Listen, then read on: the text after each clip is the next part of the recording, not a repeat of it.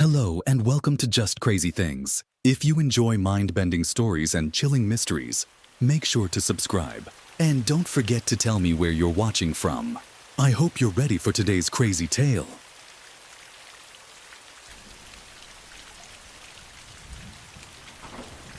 We played a game in a mirror, and something was looking back. By Jung Seti.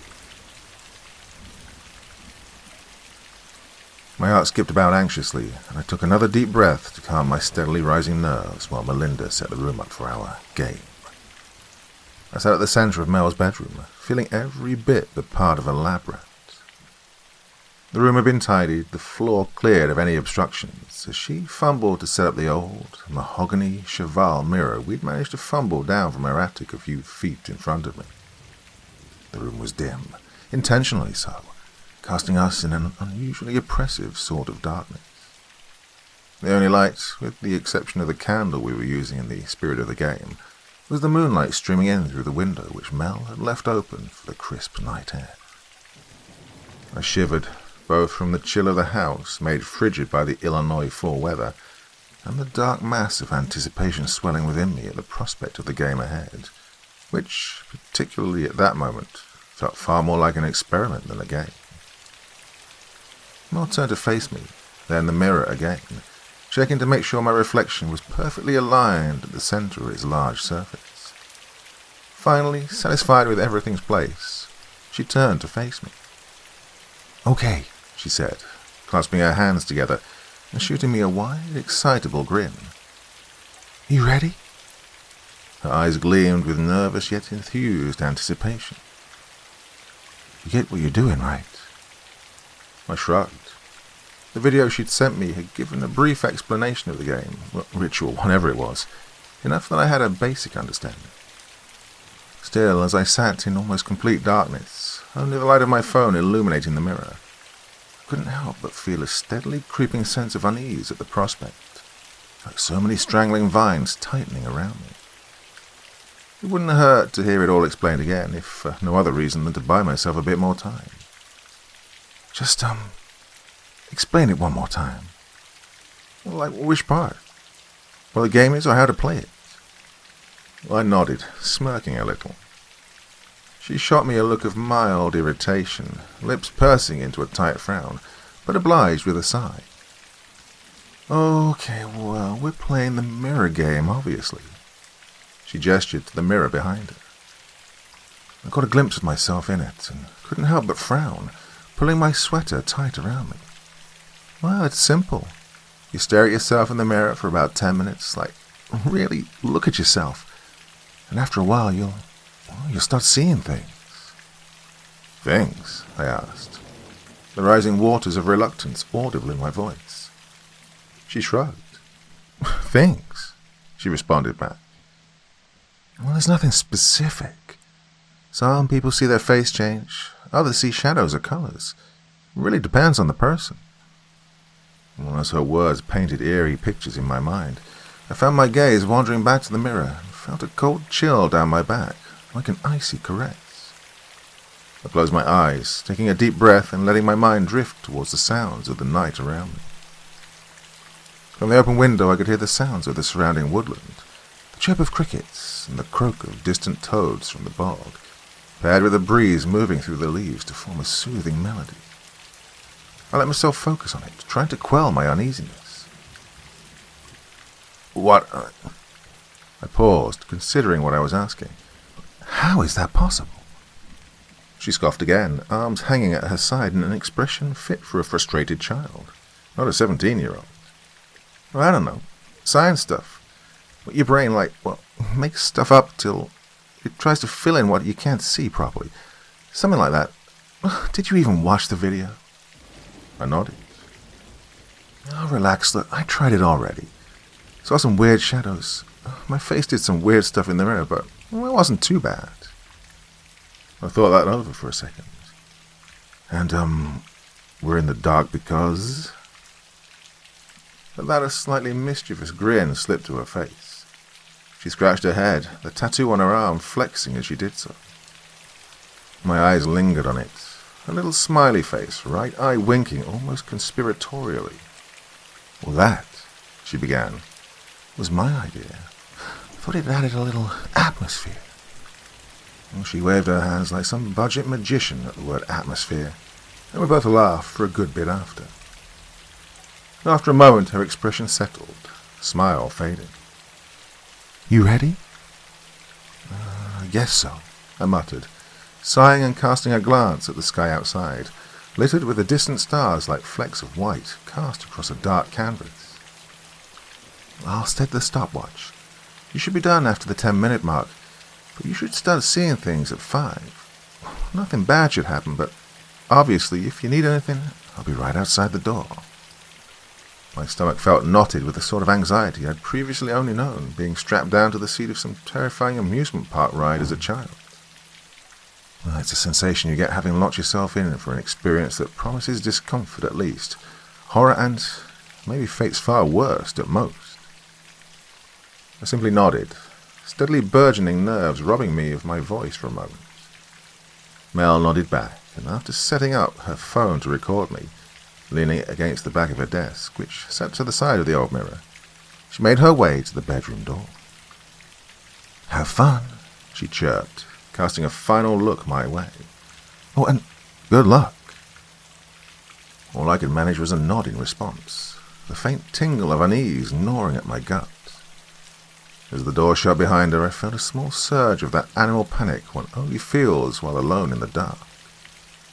It was a strange, contradictory sort of terror, both utterly isolating yet feeling as though every snap of a twig or rustling leaf might harbor some unseen threat lingering just out of sight. I shuddered once more in my seat, this time having less to do with the temperature, frigid as it was. "God, it's cold," I thought. "This is stupid. I should just—" My mind began running through every reason to abandon our experiment outright. Still, I'd agreed to try this. It sounded interesting before I was actually sitting in the dark by myself, and I knew Melinda wouldn't let me hear the end of it. Besides, once I was done, it'd be her turn to try, which was a funny enough thought, given her jumpiness, to stir some motivation. I sighed, locking eyes with myself in the mirror a few feet ahead, taking stock of my appearance as I settled in for 10, likely very boring minutes. I grimaced. I'd never been much of a fan of my appearance. Well, I knew I wasn't ugly, but it had always bothered me how my nose felt just a tad too big for my face, or how bushy my eyebrows were. I never spent too long looking at myself for fear of whatever imperfection I might discover next. Still, Mel had spent almost an hour convincing me I looked fine, and that perhaps it might help to see a crazy version of me, if anything, and my resolve faded as curiosity struck. A twitch from just behind my eyes derailed my train of thought. I paused, staring at the space, though there was nothing. For a moment, I was certain I'd seen something moving, crawling down between my eyebrows across my nose. Still, whatever it was gone as soon as it had appeared. I sucked in my breath, trying to still my heart. I was already questioning myself, whether I'd actually seen anything, or, in my nervousness, just convinced myself I had. "Just relax. If you freak out, Mel will never let you hear the end of it. It's a game." My attempts to reassure myself helped a bit, but as the seconds passed, my eyes locked on their counterparts in the mirror. I couldn't help but feel the distinct sort of unease one feels when they lock eyes with an eerie stranger. As the seconds passed, I began to question myself. Had my eyes always been so beady? Did I always appear so angry? Well, perhaps it was the lighting, I thought, or the angle at which I sat, but I couldn't help but notice how upset I looked. My eyebrows seemed to curve, creating a permanent glare. Lips rested in something nearing a sneer. It seemed almost sinister, and somehow it didn't feel right. I shifted, swallowing hard as I forced a smile. I smiled until I was squinting, watching with a mild unease in the mirror as my face shifted in response. Somewhere in the depths of my gut, I felt a distant, almost perceivable twinge of dread. I was smiling, obviously, but somehow even that didn't look right. I ran my fingers across my face, an odd sense of dysphoria taking hold as I did so. I couldn't explain it, but I felt almost disconnected from what I was seeing before me. Even my smile looked wrong, sarcastic almost. God, is this what she was talking about? The illusions? The thought was both comforting and slightly unnerving. If this was the effect, a strange, mild shift in my expression. I suppose it wasn't anything too bad, though. There was something really deeply disconcerting about it. I blinked. Wait, did I blink? Oh, I felt my mind beginning to race, a mild undercurrent of panic beginning to set in. I'd seen myself blink, but for some reason I couldn't remember doing so. Oh, it's an instinct. You blink without realizing it. Relax. My reasoning was sound, though. Somehow deep down, I remained unconvinced. I'd seen my reflection blink. There was no way for that to be possible unless I hadn't. With every passing moment, it felt like the mirror was fading away, falling into the background, and my own reflection was growing more prominent, more pronounced. It's difficult to explain even now. You'll start seeing things. It's different for everyone. Mal's words played in my head, abating some of the growing panic with the much-needed reminder. This was supposed to happen, after all. There was no specific thing I was supposed to see, but the whole point was to see whatever illusion my mind conjured up. I guess mine was as imaginative as blinking. The thought almost made me laugh. But I noticed something. It was strange, difficult to even put into words at first. I could see that there was something wrong with my reflection, yet for a while I couldn't tell what. It felt as though my eyes were adjusting, yet with every second my own face seemed less familiar than before. Seconds passed with my eyes locked on my reflection, a silent, eerie tension in the air. It took a moment before I could tell exactly what felt off about it. My expression, or rather, the expression of my reflection. My face, my reflection, was staring at me, its face a placid mask of something like surprise or shock, eyes wide and unblinking.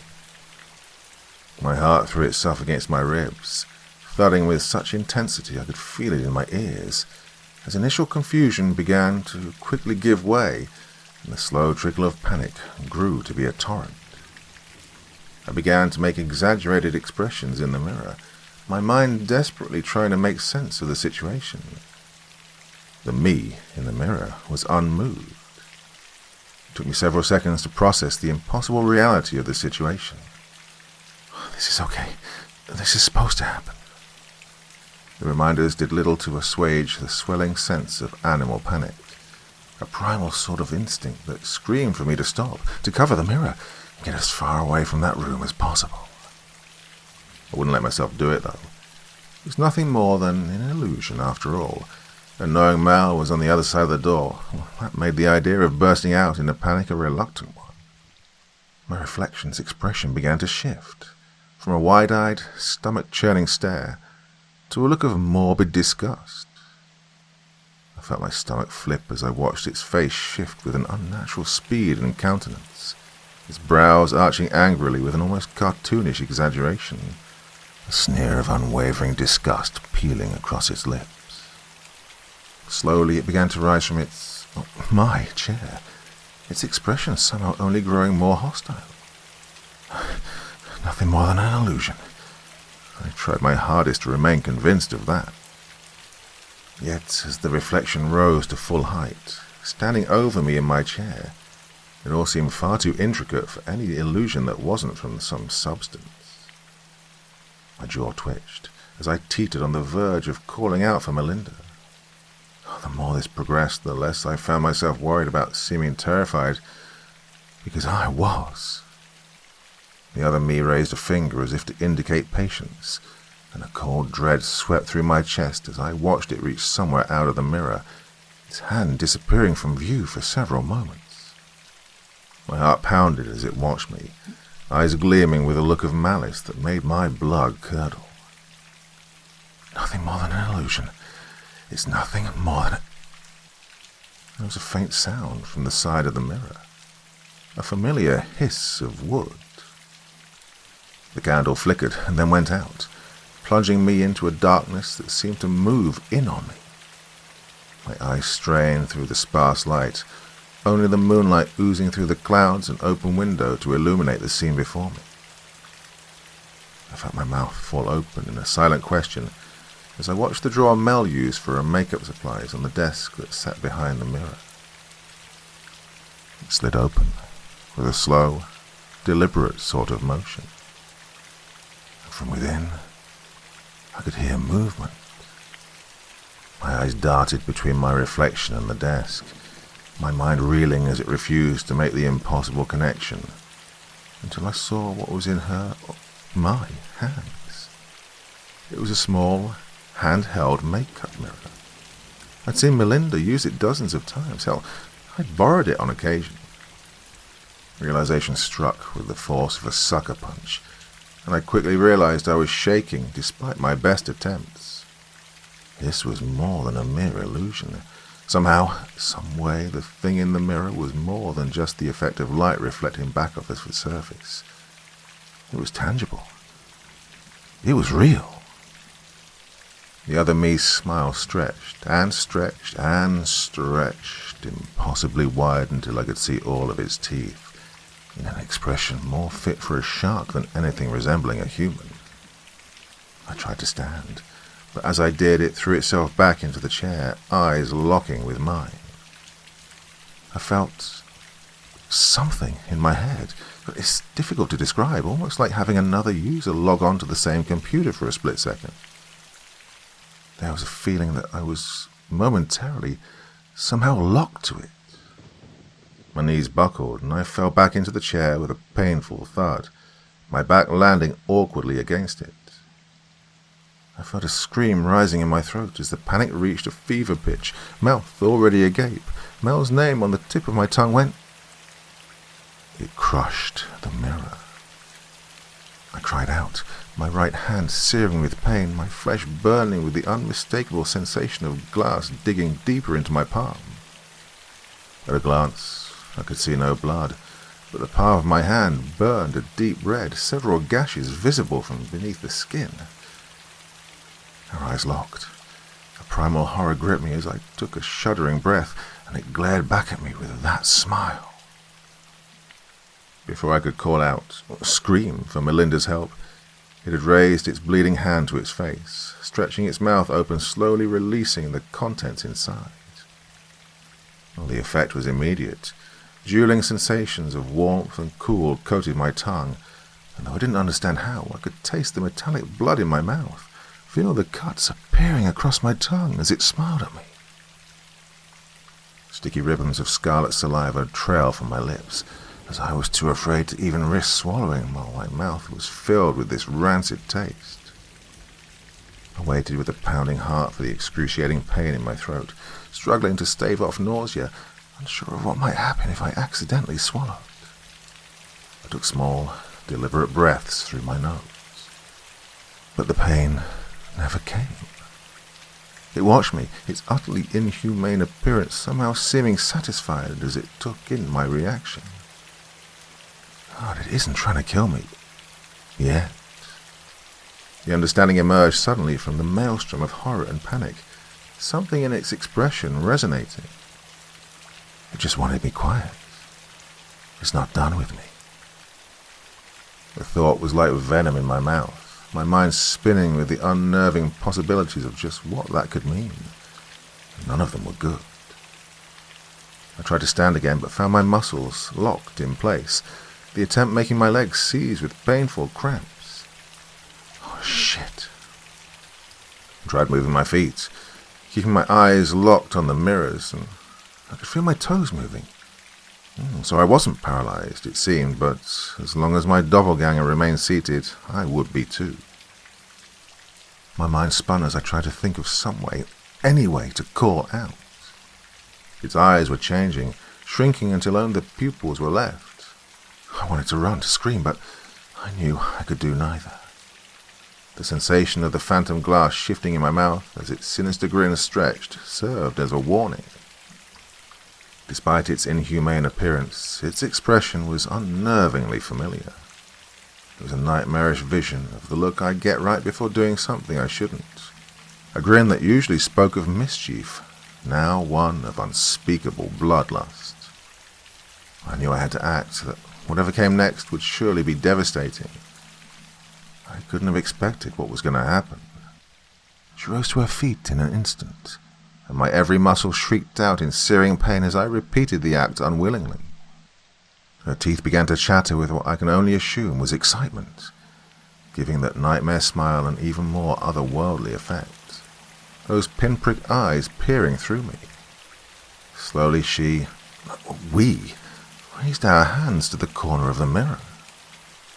My heart throbbed painfully with dreadful anticipation as they approached the corner, growing closer, until the lips of my fingers touched the surface.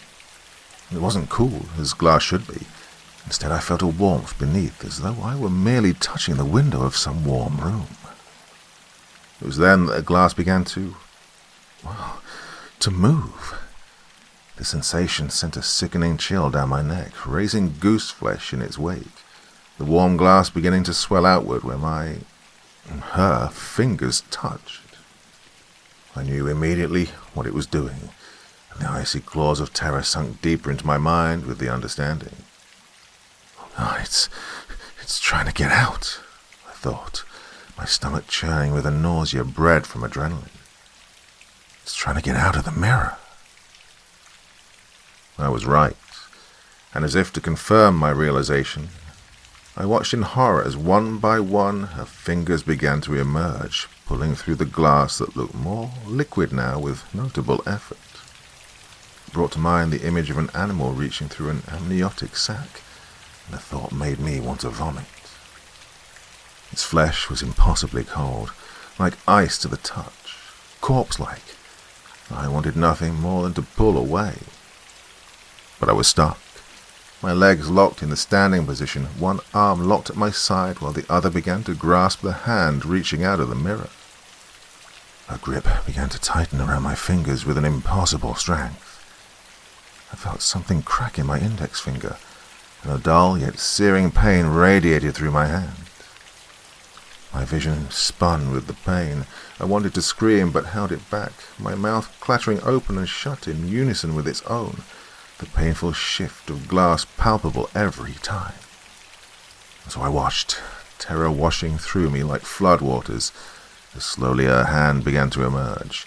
It pushed upwards as though moving through the surface of solid water, gripping my wrist with impossible strength. It pulled me closer, drawing its face nearer as it tried to press its way forth. Ear close to the surface, I could hear its voice. It was the hiss of death and decaying things, the whisper of dead fall leaves as winter's chill cold hand left the world barren. I've spent a lifetime staring back at you, watching the pathetic life you lead, attached to this disgusting form. A lifetime of whispering, that voice at the back of your head, urging you to cut and trim and break yourself. His face slowly began to push through the glass, warping and splitting as it emerged. The center of its face emerged from the glass, and for a moment I could see what it truly was. Its skin was pale, the inhuman grey of a corpse, with divots running through its skull almost like a pumpkin. Where there should have been a nose, there was nothing but skin. The only thing that remained was that smile, stretched impossibly wide, dripping with murderous intent. As it began to pull its top half through, its form quickly returned to the mirror version of my own. You brought me here. Now you will watch from behind the glass. Well, I knew immediately what it intended. Goosebumps charged along my back as I pictured myself trapped somehow within the mirror. If this was what was coming from the other side, I couldn't imagine what lurked there. Well, I had to do something. Screaming was out of the question. as was running. Any attempt would at best result in nothing, and at worst might collapse. I worked my grip nervously around the corner of the mirror. It was so close I could feel the unnatural chill radiating from her skin, and the smell of the rancid scent of decay heavy on its breath. I noticed quickly how its nose leaned to the right, the reverse of my own, an odd detail that my mind seemed to grasp in what I felt might be my final moments. It's cold, always cold inside. You'll never know warmth again, just the cold, harsh touch of the mirror. Then it giggled, a cackling sound that made it evident it had never made such a noise before. It was then that an idea emerged from amidst the maelstrom of terror, a Hail Mary from somewhere in the panicked recesses of my mind. Burning anxiety coiled around my heart at the thought of what I was going to do, knowing failure meant certain death or worse. Still, it seemed that, or a fate worse, was almost sealed, so I had no other choice. So I gripped the mirror for dear life, gritting my teeth despite the pain. The other me was a little more than halfway out, its body with grey skin almost reptilian in appearance in the brief seconds before it regained my own. I could feel its hot breath on my ear, taste the rot that seemed to spill from its very pores. It ran its tongue along my cheek, unnaturally long and forked, covered in small barbs. It's so cold and dark. Misery until the moment some wretched, weak thing comes to stare at you. Don't worry, I'll visit often. Every time I pass a mirror. It was pulling me forward, my face nearing the surface of the mirror over its shoulder. I prayed my Hail Mary found its target, and, with a final breath, I tried to step back. My legs locked, and instead I found myself slowly tipping backwards. There was a split second, as me and the mirror rocked. It stuck in my grip, where the thing peered down, then back at me, confusion plain on its face. In an instant, as I slowly began to rock backwards, it was replaced by a fury that made me want to leap out of my own skin. "Oh, you bitch," it snarled, its every feature twisted in a mask of animal rage. It clamped down on my arm, its mouth large enough to engulf most of my forearm. I felt it digging in, dull teeth slowly sinking through flesh. The pain was excruciating, and it was almost dulled by the realization that it was too late. As we began to careen backward, it released its grip, emitting a shriek that haunts my nightmares until this very day, an odd cross between the haunting wail of a mountain lion and the sound of metal in a car crash. I hit the ground with a thud that sent white waves of pain through me. The sound of shattering glass immediately followed, and, through blurred vision, I watched as it shattered with the mirror. Instantly the pain in my mouth was gone, replaced by the sharp ache of my skull and back as I lay amongst the glass. The door flew open, and in a panic I struggled to stand, cutting my hand on some of the glass. Mel stared back at me from the open door, her expression equal parts shocked, confused, and horrified. "What the fuck happened?" she almost screamed, taking in the sight of my bloodied form amongst the glass. She quickly crossed the room, careful to avoid the worst of the mess, as she extended an arm to me. I was about to explain, panic still clinging to me like a stubborn fume, prepared to tell her everything, when I paused. My eyes lingered for a moment on her arm, on the smiling tattoo she'd gotten at the end of our junior year, and my stomach turned. I couldn't understand how I'd missed it before. "You okay?" she asked, still appearing shocked. "Yeah, I tried to stand up and got dizzy," I offered, pulling my sleeve down to hide the clear bite marks on my arm. "I think I should get going. I don't feel the best." "Should I drive you?" she asked, making her way towards her dresser for her keys. "I can if you—" No, I'm fine. It'll clear my head, I offered, and before she could dispute, I was making my way to the door. I exited the house, trying not to seem overly eager. Mel's lingering presence in the background made my heart pound with nauseatingly familiar anxiety. As I pulled away, my eyes didn't leave the house or her standing in its front yard until they were long out of sight. And when she was, I hit the gas, speeding home and locking every door and window upon arrival. She's called several times in the past few days, even stopped by. I told my parents not to answer. I'm not planning on answering her calls either. You see, it wasn't until the moment she offered me her hand that it clicked. Perhaps my paranoia had raised my perception a bit, or I was just willing to acknowledge what might have seemed an odd mistake before. But now I know for sure. I'd been there when Melinda got her tattoo, holding her hand as the design was drawn into her skin. It had been something simple, just a smiley face winking its eye. When I arrived home that night, after locking myself in my room, I hurried to my phone, scrolling through old photos for one in particular, praying I was mistaken. It was taken the night she got the tattoo. When I saw it, cold confirmation settled in. In the image of my phone, the tattoo was winking with its left eye. No matter how hard I racked my mind, from every memory I have of her that night, it had been winking its right. I don't know how long my friend has been gone, swapped with her doppelganger from beyond the glass. What I do know is that thing that was there with me that night, who invited me to play that game, it was never Mel. I guess if there's anything to be taken from this, it's to be wary of your reflection. Don't really spend much unnecessary time looking in the mirror anymore. You never know who, or what, is really looking back.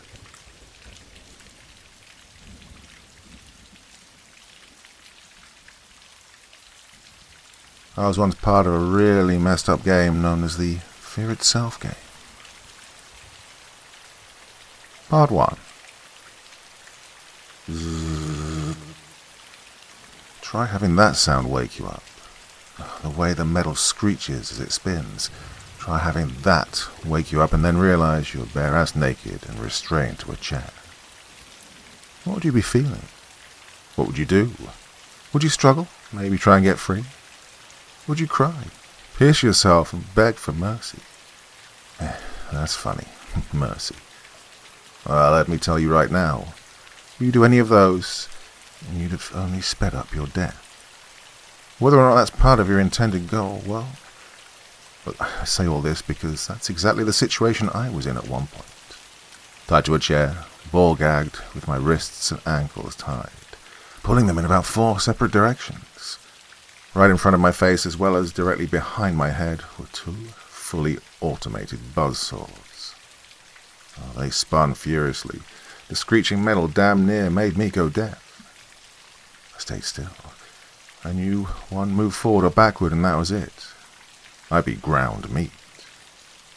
Staring directly into the one in front of me, it almost looked like it was actually moving, inching its way closer and closer. I knew it wasn't, but that's eyesight for you, isn't it? Always playing tricks, trying to get you to flinch, trying to make you move. I stayed still, though. I'd seen what had happened to the others at this stage. Others who couldn't take it, who couldn't handle staring death right into this screaming metal face like this, only inches away from their own. I wasn't going to make that mistake, though. I couldn't. I had to get out of this alive. The saws continued spinning for another 3.5 minutes, teasing me, before suddenly powering down. For a second after that, I stayed stiff in the chair, holding my breath. My heart was pumping like a 10,000 horsepower engine. My eyes were concentrated on the saw blade as it slowed until finally stopping. And that's when I finally, slowly, started to exhale and relax in the chair. Let me ask you something. Have you ever felt, after something so exciting or exhilarating had happened to you, that when things start to settle back down to normal, It actually takes a minute for you to process reality again. What I mean is, have you felt like the world wasn't real for a while afterwards, after everything suddenly goes quiet after being so loud for so long? Like you're in another world, or another life even. Well, whether you have or not, that's what it felt like to me. Everything was quiet, still, like nothing was there. Like I hadn't been so close to death. I moved around, sporadically scanning the dingy white brick walls. On one of them were the words, "Nothing to fear but fear itself." Under this was a giant yellow smiley face that grinned teasingly at me. It looked like it found me damn near being turned into choice cuts was the funniest thing it had ever seen. The way it saw the others as well. The way they see us. I looked then to the wall at my right, seeing the tinted, bulletproof window. I couldn't see anything or anyone from my end, but that wasn't the case for them. They saw everything and anything. They watched from that window, savouring every moment with a shit-eating smile at least as big, if not bigger, than the face on the frickin' poster. Eventually the light clicked on from the other side and I saw her. Director Webb. At least, that's what she likes us to call her. God only knew if that was her actual name. It didn't matter though. We, of course, had a different name for her anyway. A simpler one. Bitch Widow. She wore a black crop top and tight leather shorts with fishnet stockings. She dressed like this for two reasons. First being because, according to what I'd heard, she used to be a prostitute, and the second, though, was so that she could show off her spiderweb tattoo on her stomach. It was her signature, her trademark, her display of dominance.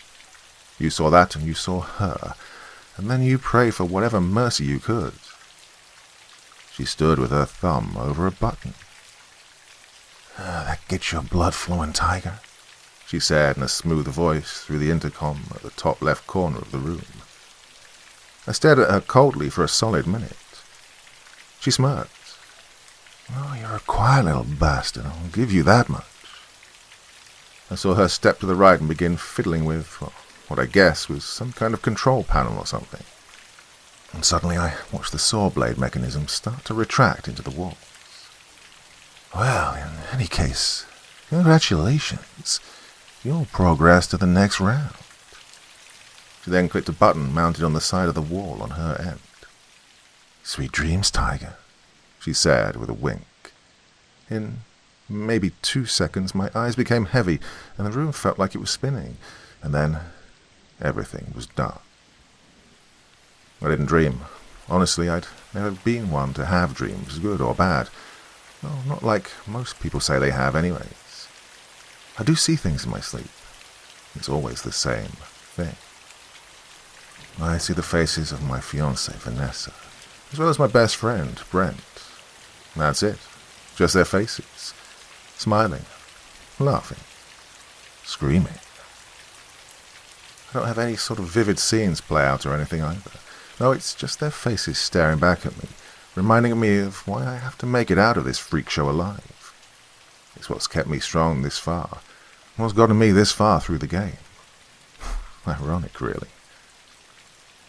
I awoke sometime, and don't even bother asking me how much, later, sitting on the cot in my little holding cell. Couldn't go back to sleep, so I just lay there, looking up at the ceiling. The dark ash-grey ceiling that had bits of worn paint dangling from places where it had begun flaking. Sometimes I'd see this too in my sleep, sort of a way of contrasting. The faces of my loved ones being the light at the end of the tunnel, while the weathered, decaying ceiling, the lifeless brick walls, acted as a reminder of what awaited me if I failed. It was the good and the bad, hope and despair, heaven and hell. At the time, I thought this gave me an edge, that I was lucky having something to fight for, something to lose. Like I said, I used it to fuel me as I endured one fucked up round after another. Looking up at the ceiling, I couldn't help but wonder what some of the others felt. Others, most of which hadn't progressed as far as I had at the time. I wondered who or what they were doing this for, if anybody. What did they have? That I think of it now, though, I'm honestly not sure whether or not they were luckier for it, not making it as far as I did. Well, I had something to lose, yes, That made things only more painful for me later on. It made everything hurt much worse physically too, as I continued the game. Like I said, ironic. Fear itself, the greatest obstacle of man. I remember hearing on the advertisements that promoted all of this. Can it truly be overcome? I'll tell you this much. There are far better ways to find out the answer to this question. You didn't need a team of egghead scientists with a big-ass facility like this, like Monolith, to answer this by concocting this game. They actually call it a game. Like we're too stupid to know what it actually is.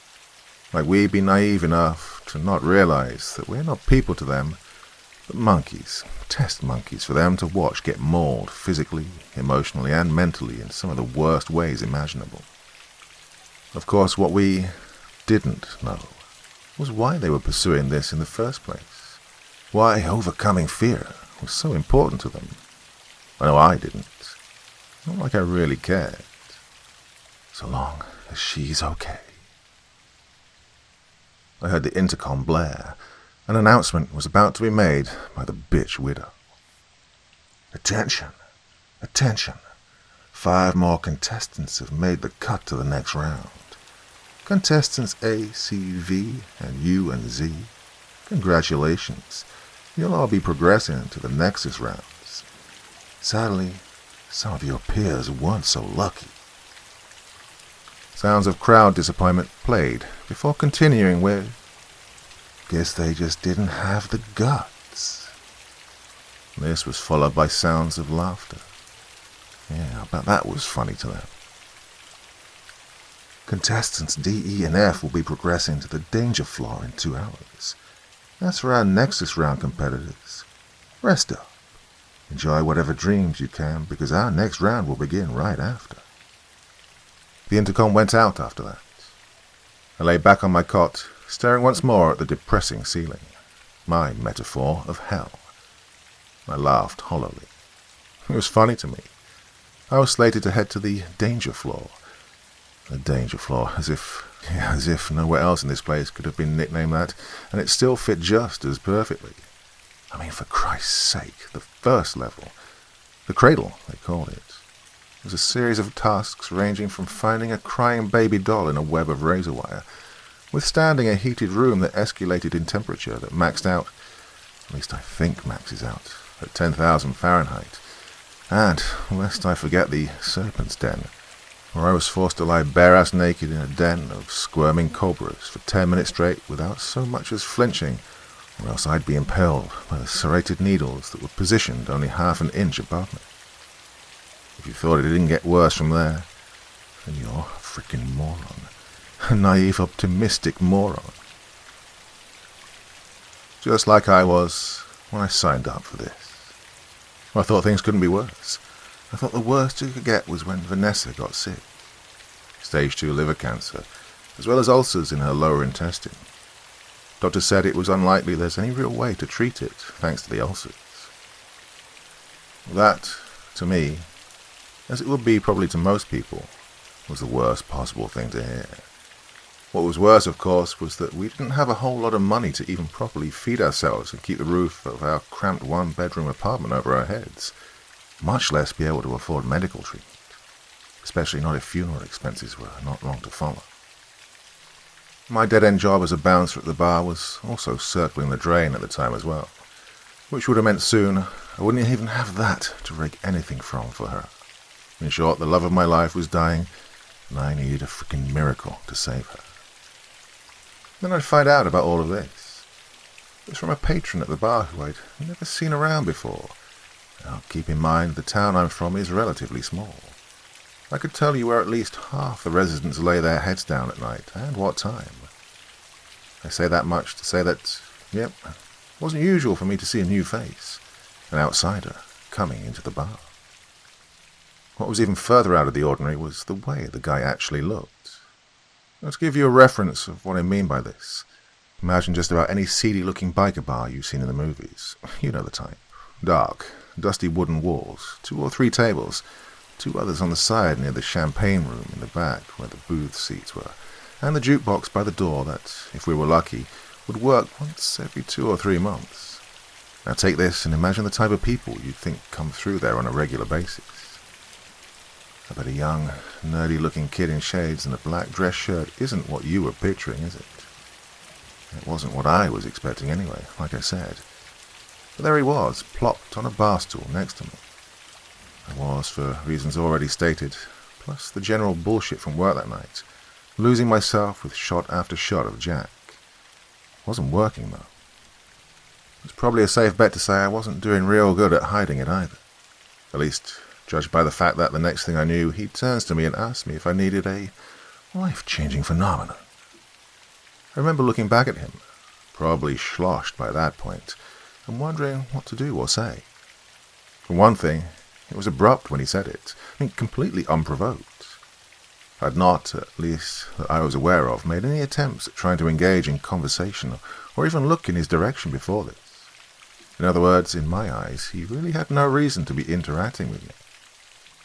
The other thing was the excited, sort of laid-back tone he took when he asked this. He sounded like he was about to rail on about some new thing that was on the market or something, the same way kids nowadays do when they're gawking about some new viral video. He was gauging me, essentially. He had a purpose, and for some reason, he thought it would be something I would be interested in knowing about. Well, I guess that the joke's all on me for thinking otherwise when he told me that I'd have the chance for 50 grand. Obviously, my first thoughts were a combination of, what the fuck is he talking about? And, is this kid serious here? I voiced neither of these at the time, though. Aside from the liquor setting in, making it hard to really try thinking real deep into anything, I was also just generally not in the mood to hear his or anyone else's horseshit. I had far more than enough of my own damn problems to be trying to hear this no-name kid's propaganda, too. I was like this too when I heard him start railing for the next 10 minutes about this contest, tournament or something, as he kept calling it, thinking it made it sound more hip or cool. Well, it didn't, but far be it from me to have given enough of a rat's ass at the time to actually tell him that. So, what do you say? He asked. Think you got the guts? I remember looking at him and going, what? Again, I'd only heard about half of what he was going on about. I heard the parts about it being a tournament to see if someone could conquer all fear or something like that. Anything beyond that scope, though, such as any sort of explanation for what the fuck that meant or how it worked, was pretty much lost on me entirely. Well, I wasn't going to ask either, though he wouldn't give me a choice in the matter. I tried to make it as clear as possible, or at least I thought I was, that I wasn't interested. Still, though, he kept pushing me about it. He made the usual claims about, no one's ever made it before, and no one's got the guts to go till the end. That was just another line he seemed to like repeating. No one's got the guts to make it till the end. Funny, isn't it? Just how much that line fits, I guess, to his credit. I didn't see any of that at the time, though. No, I just rolled my eyes and downed my last shot of Jack for the night. I was turning to make my way to leave, back to the apartment where I'd either toss and turn all night or cry myself to sleep, whichever had come last, I guess, when he thrust a business card at me, as well as pay off my, albeit pretty hefty, tab. Now, as funny as this sounds, him doing that actually helped ignite my interest in his little pitch. See, by that point, I ran up a good $700 to $750 tab. And again, for obvious reasons, I couldn't pay that easily, not without months of major cuts taken from my paycheck. So this kid just went and covered it all in one fell swoop. Hey, kid, I slurred. He turned to me, noticeably parting the left corner of his lip. Where do you get that kind of freaking money from? He didn't reply. Instead, he just pointed to the business card in my hand and winked, before getting up and leaving himself. Well, I just stood there, as steadily as I could anyway, wondering now how this kid could have had that kind of money just on hand like that. That would inevitably lead me to start thinking how I'd be able to make this kind of money. Money that I'd be able to put towards Vanessa's treatment. Hell, with any luck, I suppose the money could have helped us afterwards as well, when she'd recovered. She could come out of the hospital refreshed and new, and we could take a vacation up to the mountains like we'd been wanting to. No, we could move to the mountains like she'd always wanted to. That's what led me that night to come home and search up the information listed on the card. The card itself was plain, having only listed a website address and a sort of logo of a large black block or stone with the words Monolith Corp written in bold, yet still tiny as hell lettering under it. I wasn't sure how much I expected to find, but I'll say that it was at least a little more than just a single website. Well, I say website, but it wasn't even that much. Clicking the link directed me to a page with a single pop-up that read in bold lettering that was designed to look like it was bleeding, like how commercials do on Halloween. Can you beat your fear? Fear, the greatest obstacle of man. Can it be overcome? Below were listed 3 more things: an address and a time, as well as the aforementioned $50,000, which was actually slightly bigger in size compared to the rest of the text. The time was listed for 11 a.m. that Saturday morning. And that was it. No other details, contact information, trailers, instructions, or even any pictures about the event or whatever the fuck it was anywhere. Nothing. Now I'll bet you're thinking that I had a lick of damn sense enough to close that page, throw away the card, and just go to bed, right? Well, I said it before, the joke was on me. I threw the card away and closed the page, sure, but that wasn't the end of it. I mean, I think I've made that clear, yeah? I was desperate. Wouldn't you be? Out of curiosity, let me ask you something. If you were put in my shoes, hypothetically, you're struggling real bad for money, just to barely get by, and then you find out the person you love most in the world, your ray of sunshine, has freaking cancer, and then you find even a slight ray of hope, even if it was pretty spotty looking. Well, would you have gone for it? And for me, the answer would be yes. Anything if it meant I'd get to make Vanessa come back. Oh, I'd sell my soul for that. For her. Anything. Part 2. The alarm buzzed through the holding corridor. I could hear the ventilation systems overhead kick in once again. My eyes became heavy once more. It was time. Next time I'd wake up, it'd be to whatever horror they'd cooked up for the danger floor. I'd find this time I was asleep a lot longer than the other times, a lot deeper. Apparently I was out so cold this time that I somehow didn't notice until probably a good second or two in that I was suspended upside down like a bat, strapped tight into a straitjacket with a muzzle covering my mouth over a large vat of sizzling, scalding water. And just like me waking up was a slow reaction, so too was the realization of the actual situation itself. No, that didn't kick in until old bitch widow Webb herself snapped me to reality by blaring into the intercom, sounding as smug and thrilled as ever. Wakey, wakey, sleepyheads. Welcome, contestants D, E, and F, to the danger floor. Sounds of oohs and ahs played out before she continued with, caution, hot, hot, hot. Trust me, you don't want to take a dip in this hot tub.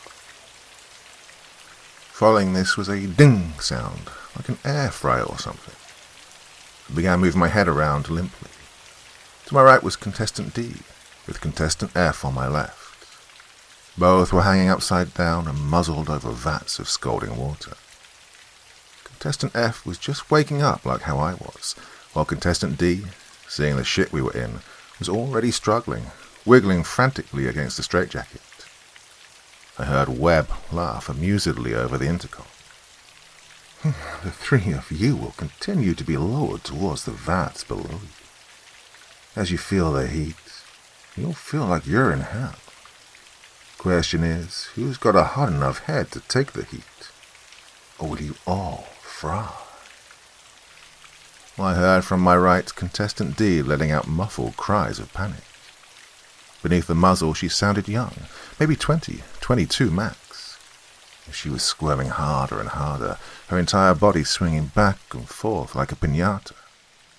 "Oh, I wouldn't be wiggling very much like that if I were you," Webb's voice teased enthusiastically over the intercom. "See, those ropes holding you guys are old. Strong, sure, but old. They're not meant for swinging around in." She giggled after saying this.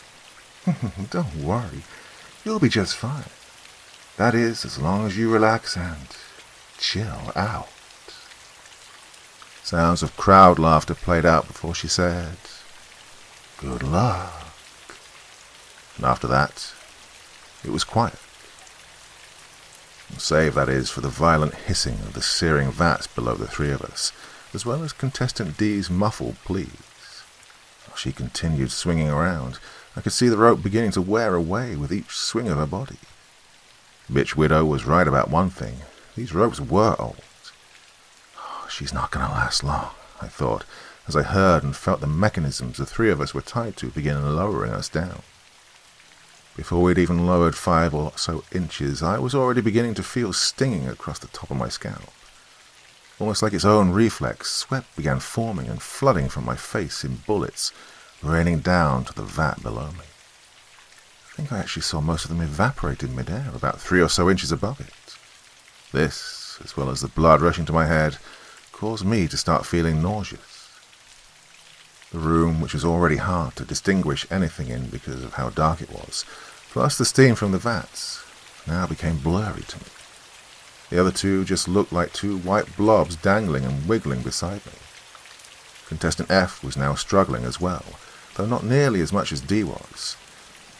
D was now swinging so violently that I'm honestly still surprised the crane she was hanging from hadn't already snapped. Not that it made much difference in the end, anyway. I wanted to cry out to her, to both of them, to tell them to calm down. I guess, though, the same reason I'd be able to withstand this particular challenge was also the same reason I'd be unable to try and help the other two. Unlike them, I was succumbing to the environmental effects. I knew, one way or another, sooner or later, I was going to pass out. Whether or not I'd be waking up again, though, well, that was just as much anybody else's bet to win or lose as it was mine. Either way, I'd be out soon. But not them. They somehow had enough energy to keep struggling, fighting, as if it would give them a way out. Contestant D gave one big jerk to the right towards me before her rope finally snapped, and she plummeted like a stone straight down into the vat. Despite being muffled and short-lived, her screams of pain, terror, and anguish will be something, one of the many somethings, that will always haunt the back of my mind for every second I'm still alive, both awake or asleep. I just barely saw for a brief second Contestant D's eyes as her milky white skin charred. That's also something I'll never forget. Oh, she was so young, so energetic. She was alive. It wasn't long after this that my own vision darkened. Shadows crept quickly from the corners of my eyes. It was only about 4 or so inches above the vat now. Oh, my head felt light. Everything was completely blurred. I lowered another inch.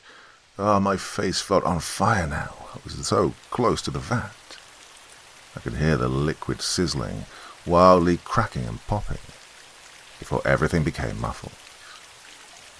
I barely got one last glimpse at Contestant F, who stopped struggling, and then nothing. I saw her face again. My sweet Vanessa. I saw her eyes staring back at me, frightened and sad. She didn't say anything to me. She couldn't. She couldn't speak, scream, cry, anything. She could only lay there, wired to a spider web of different wires and tubes, staring at me with the sickliest, ghostliest, most corpse-like face I'd ever seen. Her face was tired, anguished. I could see it. She was tired of fighting, tired of trying, tired of hoping. She couldn't speak, but I could hear it. Please, Eric, make it stop. The alarm sounded and I was jolted upright again in my cot. Pent-up adrenaline was causing me to hyperventilate, sweating profusely while throwing my head in every direction, alerting myself to who or whatever danger I felt was waiting for me. But there was nothing. I was in my cell again, my empty, dull, depressingly lifeless self. I then heard the intercom sound off. Well. Let's hear it for contestants E and F. Congrats to you two for making it past the danger floor. She followed this with sounds of crowd cheering. And let's have a giant round of applause for contestant V, the sole survivor of the Nexus round. The cheering played again, even louder this time. I finally lay back down to my cot, slowly started to relax. There was no danger, not for the time being. Only the bitch widow. You know what that means. Sounds of crowds gasping in excitement. That's right, contestant V will progress to the finals, the judgment round. That's for our winners of the danger floor. You'll both move on to the Nexus round to see who will be facing contestant V in the judgment round. And as for contestants R, G, and L, get ready because you'll be up in 1 hour for the danger floor. The intercom went silent after that. It was quiet again. Dead silent. The only sounds in the background were the air rushing through the ventilation and the static hum of the dim fluorescence coming from the hallway. I laid still, my cot cradling me in a crude, ungentle embrace. I stared once again at the ceiling, at hell. This time I could start to see the spots of chipped paint sort of shift, morphing to resemble Vanessa's face. The same dead, sickly face I'd seen before. Sunken eyes, formed from the two largest exposed patches of the ceiling underneath, stared longingly back down at me. And I won't lie, this was when I couldn't help but shed tears. For as much pain as I'd endured, both physically and mentally up to that point, that sight alone was the most painful thing I could endure. It was the reminder of hell, just like the paint-chipped ceiling above me was. It was a lingering dread of what waited for me if I failed. A life where she suffered until she was no more. It was my nightmare, as well as my biggest single motivation. It was my worst fear. What's your biggest fear? I remember being asked that at the beginning when I was signing up. It was the last question on the form, at the very bottom in almost fine print. I didn't answer it though. Funny enough, that was an optional question. I figured, why answer that? Why make anything easier for them, just to make things harder for me? Again, ironic. Funny, even. I closed my eyes. It was hurting me to think about it. They snapped open again when I heard the sounds of clicking footsteps coming toward my cell from the end of the hallway. I sat up to listen. Oh, I recognized them. Platformed high heels, slick and solid. My visitor was none other than Bitch Widow herself. You look tired, she said, crooning to me. You should relax, Tiger. You look like you've lost something. She came up to the bars of my cell, locking her eyes, her deceptively warm, inviting eyes, with mine. Her face was one of longing, of hunger almost. You have lost something, haven't you? Or rather, someone. I didn't answer, not verbally anyway. Instead, I simply turned away, laying down on my stiff cot and facing the opposite wall. In a way, I was like a child, trying to show grit against his parents by giving them the cold shoulder, even when, in reality, I was as tiny as ever. I heard the bars of the cell slide away then. Following this, I could hear the clicks of her footsteps coming towards me. I didn't move.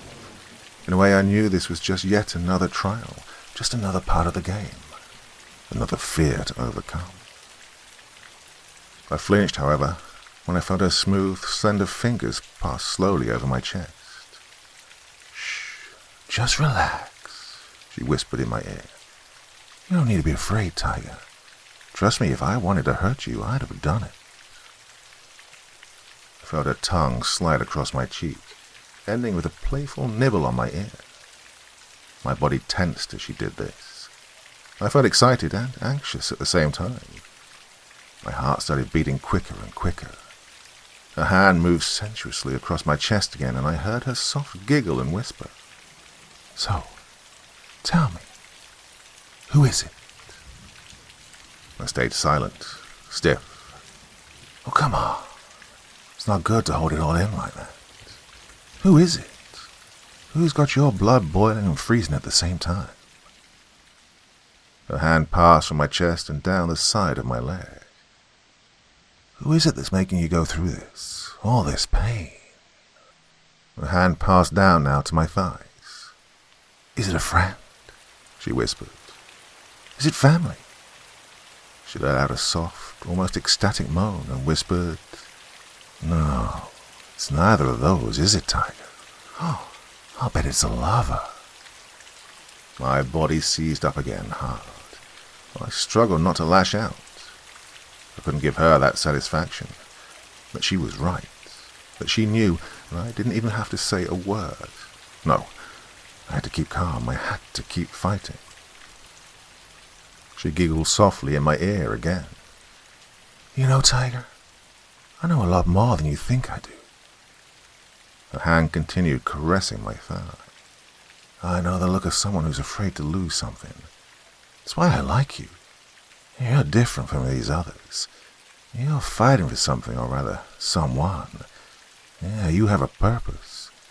You're in this for more than a lousy 50 grand. She leaned close to my ear and whispered, No, you're fighting for survival. You're fighting for what you love. I like that. She wrapped her arm around me, spooning against me.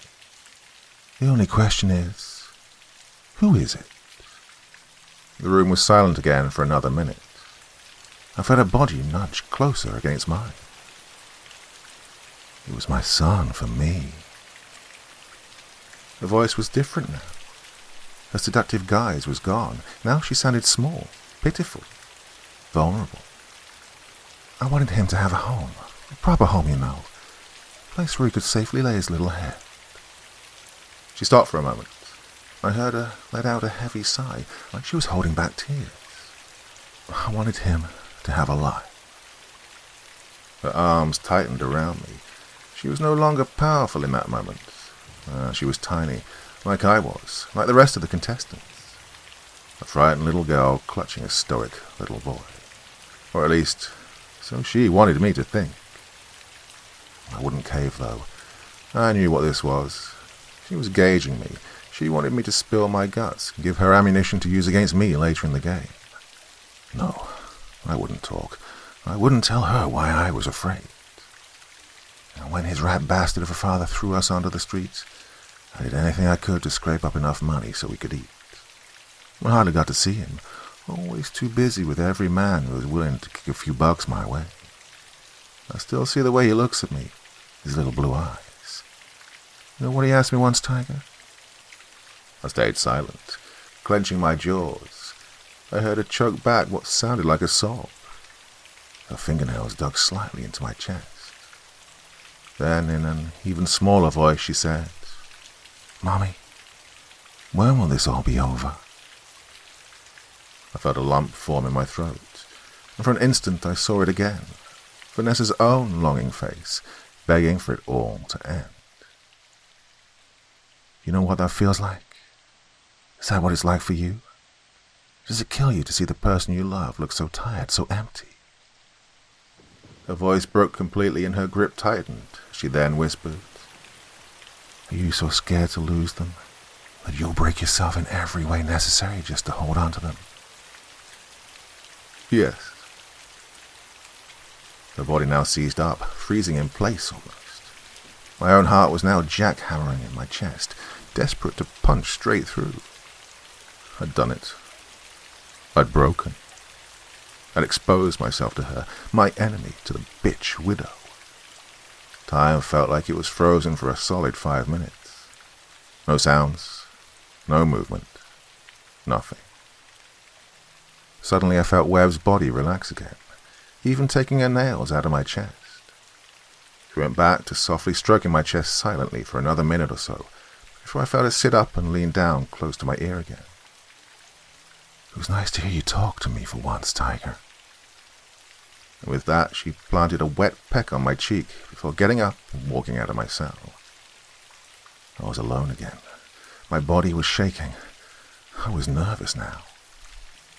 But in all honesty, up to then, I'd not really feared what I'd face in the next rounds. I knew that whatever it was, however dangerous or life-threatening, it'd be nothing compared to the fear of losing Vanessa or failing her. But now that power was diminished. Now my strategy, my secret weapon, I guess you could say, was exposed. The bitch widow now knew my secret and would, no doubt, find a way to use it against me in the upcoming levels of the game. I was vulnerable. I could feel my eyes start to burn with tears. I knew I was essentially done for now. I'd lose. The game, my life, but worst of all, I'd lose her. She'd slowly and painfully die of cancer, and she wouldn't even get a decent burial. It'd all be my fault. All because I cracked. Because I was afraid. Part 3. The alarm buzzed. This time, for the first time, I was actually scared to go to sleep. More than that, I was afraid of actually waking up. The air rushed through overhead again. I braced myself, waiting to be forced to sleep, thrown into whatever freak show I was slated for next. But nothing came. I waited for about another 10 minutes with nothing happening. I realized then that it wasn't for me, not this time. It wasn't time for the Nexus round yet, I guess. I then saw 2 gorilla-sized men in gas masks and body armor stomp down the hallway to a few of the other cells at the other far end. I watched them open up and drag the unconscious bodies of the R, G, and L contestants out and back down the hall where they'd come from.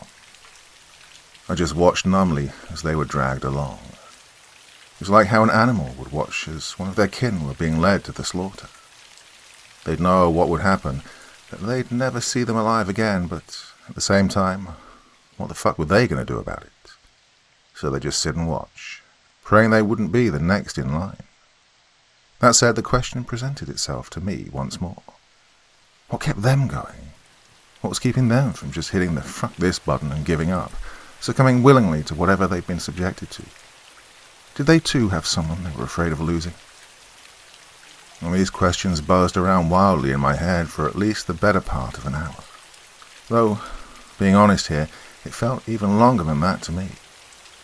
Longer or not, though, my thoughts on this would be cut short when I'd hear the intercom buzz again. Give it up for contestant R, everybody. Sounds of the crowd cheering played, this time, though, sounding like whatever device they'd been coming from was just about out of juice. Webb's own voice even sounded noticeably less enthusiastic than it had been. We're almost at the end, folks. Only 4 of you left.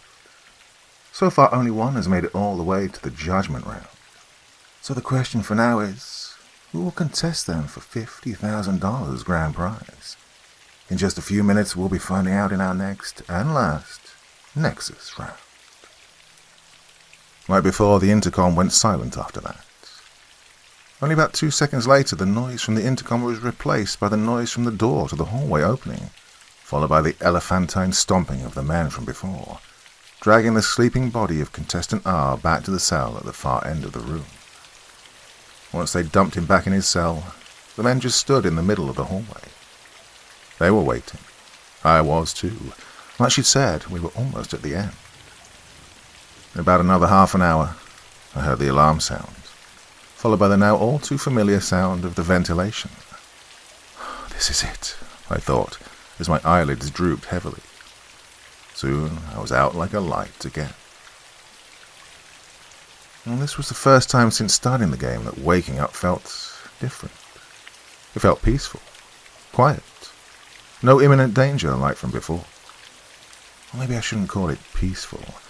Quiet, sure, but not peaceful. To me, peaceful would have at least implied that all was safe, that nothing around was going to hurt me. Well, I knew far better than that, though. No, I knew it was only a matter of time before something, I didn't know what, but something, would come out and ambush me. The only question I had was what and or where it was. Well, the second key difference now, though, was that Director Webb hadn't made her little announcement yet, either. I say this to say, the silence agitated and somewhat frightened me more. At least if I had woken up to immediate danger, I'd have actually half expected it. But here I couldn't. Here I felt exposed. Vulnerable. As vulnerable as I was in my cell with the bitch widow. Then, almost an hour later, allowing for this disturbingly quiet environment to settle in, I heard the blare of the intercom. Here we are, folks. The Fear Itself Game's last Nexus round. Crowd cheering sounded all through the current room once again. Lights then flicked on, and I saw that I wasn't in an empty room after all. Instead, it was actually a gigantic labyrinth. I stood up slowly, placing my hands on the walls as well as the floor below me. I felt them to be solid steel. I could also feel some sort of movement behind the walls as well, like the whirring of some kind of machinery. It was moving all around, moving both from the walls and the floor at the same time. You three are the only ones left who've made it this far. Now, whoever makes it out of here will join contestant V in the judgment round to decide who will be crowned the conqueror of fear itself. The excited crowd played out again as I felt an electric shock jolt through me from the floor. Despite the steel walls, I heard shrieks of fright coming from around me from the other two contestants. Oops, sorry, she said, chuckling along with the laugh track. Gotta keep you all on your toes for this one. Your objective, contestants, is to make it to the center of the labyrinth. That's it. Easy peasy, right? Shouldn't take any of you more than about 5 or maybe 6 minutes to accomplish. Another electric discharge passed through the floor, causing me to jump and the others to cry out again. Oh, but of course, I'm not known for being real patient. And it's no fun for me to watch you slugs drag your fucking feet. So should you decide to fall behind, well... This time the shock was low voltage, freezing me in place as electricity shook all through my body. And I guess you'll just have to get used to being a human Christmas tree, won't you? Oh, don't worry, though. I'll be on standby to get you moving along again if I see you falling behind. See, I can be generous if I want to be. The intercom beeped off after that, and the round had officially begun. 6 minutes to make it to the center of this giant metal maze. Easy peasy, right? I was urged forward by a jolt from the floor. It was a high voltage shock that sent me leaping forward almost 2 feet, causing me to slam face first into the wall in front of me. I heard a laugh track play out over the intercom. Or was it that shocking, Tiger? One jolt through your legs from me and you're falling for me hard. I heard her chuckle then, deviously, before adding, Oh, how sweet. I picked myself off the wall. Oh, shit, this is bad, I thought. It's just what I'd feared would happen. I'd open the door for her to get inside my head and royally fuck me over. It was only a crack, sure, but for her, for the bitch widow, a crack was far more than enough. I closed my eyes, taking in a deep breath. Just relax, Eric. Focus. Opening my eyes again, I started heading to the passage leading off to the right. From there, I broke into a jog until I got about 5 feet down the passage and came upon a 2-way intersection. For a second, I stood, looking back and forth between the 2 passageways, to see which one looked the most likely to actually lead me somewhere other than a dead end.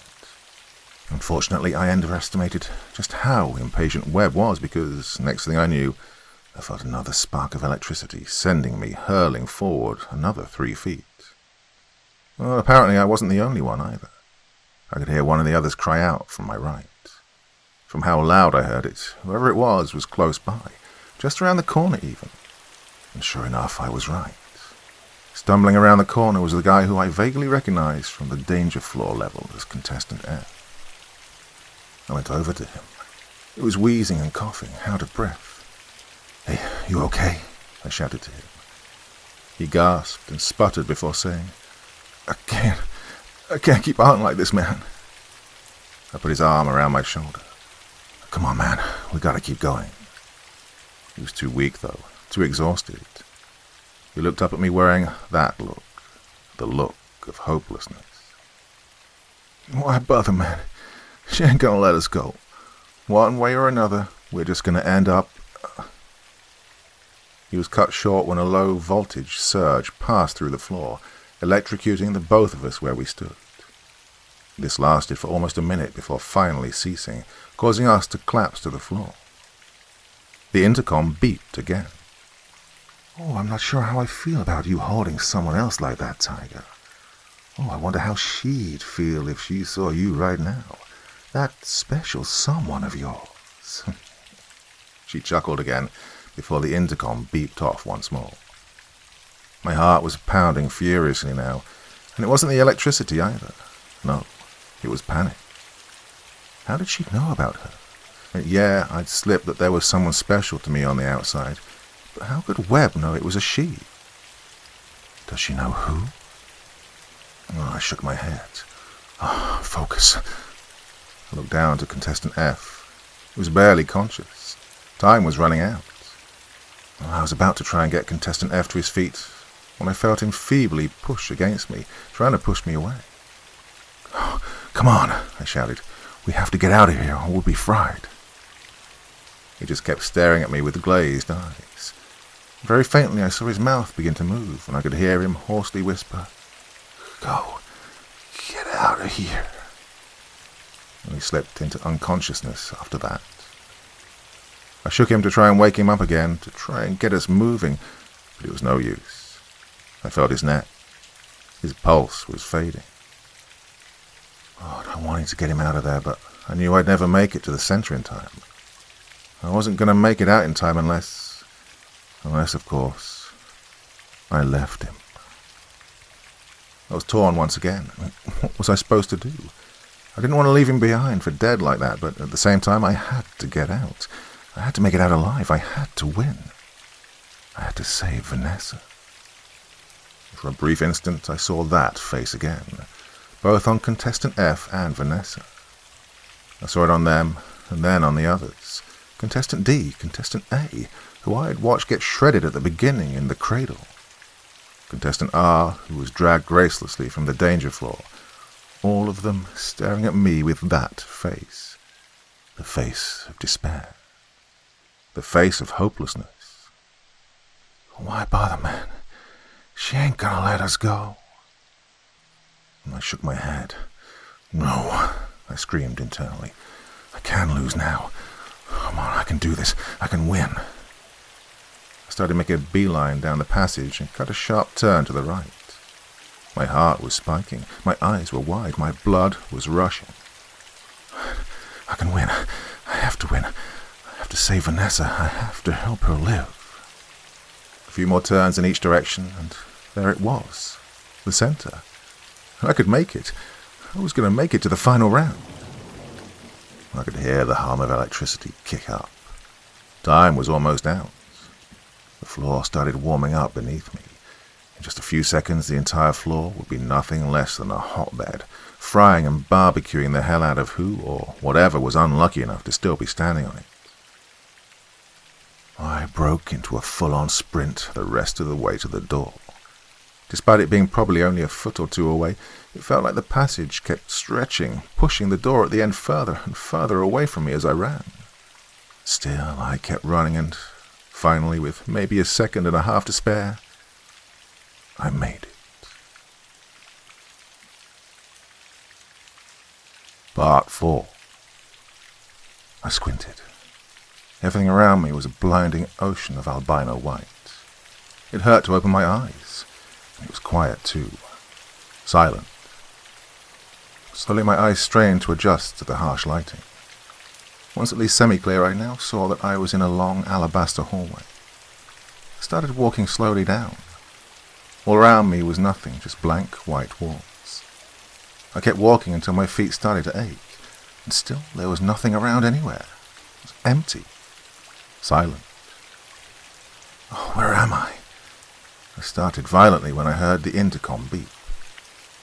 Take a right and stop at the door at the end of the hall. This time her voice was hollow, monotone, numb. I turned to my right and began walking. There it was, around the first corner, dead ahead at the end of the hall, the last door. This was it. Judgment round. I walked anxiously towards it. I was about to grab and throw the door open when I stopped. My hand was clutched around the handle, but for whatever reason, I just couldn't. When will all this be over? I see the faces again. All of them. Why bother, man? She ain't gonna let us go.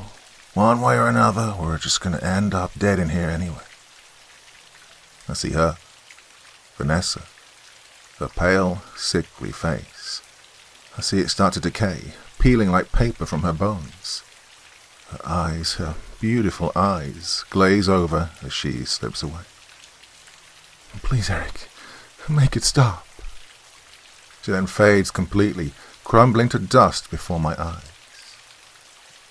Are you so scared that you'll lose them? That you'll break yourself in every way necessary just to hold on to them? I screamed and threw the door open. On the other side there sat a hospital bed, and in it was a little boy. Webb stood at the right of it. I froze, the adrenaline taking a moment to die back down. Hey there, Tiger, Webb said blankly. Her face was hollow, dead, the way you'd imagine a puppet to look. I started looking around. I couldn't see anything or anyone waiting. Of course, like I'd seen so many times before in this place, that didn't mean anything. It was never that simple. There's something, always something. But what? It's okay. There's nothing here. I looked at her. She turned and looked at the hospital bed, then to the boy. The boy then looked to me. I looked at him, and something clicked. His face, his smooth, round face, his dark hazel eyes. They were just like hers. This was her little boy. The one she fought for. His eyes were glazed, the eyelids looking like it was just about all they could do to even stay open. I could hear the EKG monitor beep quietly. This is... Yes, she said. Yes, he is. My little Brent. She stroked his cheek, her face still cold as ice. I walked up to the bed. I was still looking around the room to see what was hiding, what implements bitch widow planned to surprise me with. I didn't believe her claim that there was nothing there. Well, that said, I couldn't see any sort of implements of torture or anything like that. That was, except for when I saw a needle on her side of the bed. My eyes widened seeing that. Oh God, what's she got in there? Cyanide? Drugs? Truth serum? My heart began beating harder and harder again. Calm down, Tiger, she said numbly. I told you there's nothing here to hurt you. That's not why you're here. Well, then why am I? I asked, still tense. She kept her focus trained on the boy. Because I need your help. I frowned at this. My help? With what? She ruffled the boy's hair, sighing heavily. Oh, he's precious, isn't he? I just kept looking at her. I didn't know what I was supposed to say. He always was a sweet little boy, brave and strong, even when I wasn't there for him. He was brave even when they hurt him. Even now you can see it, can't you? The way he's fighting. Her voice cracked as she said, Mommy's little fighter. I looked back to the boy. His face was pale and sunken. I realized he was sick. He was dying. Just like... She reaches out to me. Please, Eric, make it end. I shook my head. What am I here for? What am I supposed to do? She sighed again. What I can't. What? You're here. Your final challenge, Tiger, is to do the one thing I'm afraid to do. She clutched the needle. My body tensed up as she held it up to me. He shouldn't have to keep fighting anymore, should he? What happened to him? The words almost seemed to jump from my mouth. She looked from the needle back to him, stroking his face again. and her eyes began to glisten. I owed a lot of people a lot of money. We were literally sleeping in dumpsters in between alleyways every night, and I was lucky at the time to ever have any money to scrape together to get some food for Brent here. So I started borrowing money from some very bad people. Of course, I figured so long as I could either do a few of their dirty little favors and give them back the money in pieces, that everything would be fine. But, wasn't enough, was it? I said, and she shook her head. Her lips began to pucker and the tears were flowing freely down her cheeks. And it never would be. On top of that, prices for food started to go up, which meant it was damn near impossible for me to afford anything. I kept putting myself further and further into debt, just to try and provide for him, just so he could stay alive, live to maybe one day have a better future, you know. I looked to Brent again. I noticed then that he wasn't moving at all, save for the very faint rising and falling of his chest. Not even his eyes were moving. But it didn't matter to them, she continued. All that mattered to them was the money. Money that, well, I couldn't give them. It didn't matter that I was just getting by in a miracle as it was. It didn't matter how much I sold myself off to random men just to try to keep making a bit of what that money was. And worst of all, her face melted in tears. They didn't care that he was just a little boy. She began sobbing quietly. My heart stopped. I felt like my head was going to spin right off my neck. This whole time, through everything I'd experienced up to the present, this was probably the most viscerally haunting moment I'd ever experienced. To this day, it's still one of the most emotionally damning moments ever for me. What comes next, however, is what continues to keep me from being able to sleep properly at night. Well, why didn't you try and get help? I asked, though somehow something told me this was a question that answered itself. And who was going to do that, huh? She cried. The police. I wasn't stupid. I tattled on them and they'd have killed the both of us. Not to mention they'd have taken Brent away from me. I couldn't have that. He's my world, don't you understand? He's the best thing I ever had and I couldn't lose him. But, here you are. And she melted down again. I just watched, and I began to feel something deep within me start to burn, something clawing at me. It somehow felt familiar. I was watching Director Webb, the cruel and terrifying bitch widow herself, crumble into pieces, afraid. Not afraid of someone or something that could harm her, but afraid of something that was going to happen, something that had to happen. And then it clicked. It all finally came together. The game, the sadistic challenges, that night in my cell, all of it. I could see it come together to tie down to this very moment. She needed someone who could conquer fear, all fear. She needed someone who could do what she was afraid to do now. That's why she created this game, fear itself. She needed someone who wasn't afraid to make it all end. I looked at her, a lump forming in my throat. What do I do? She sniffed and held up the needle again. This has 75 milligrams of morphine, enough to overdose a grown man. She then looked at me and thrust the needle out. He shouldn't feel a thing. It'll just be him going to sleep, able to dream forever.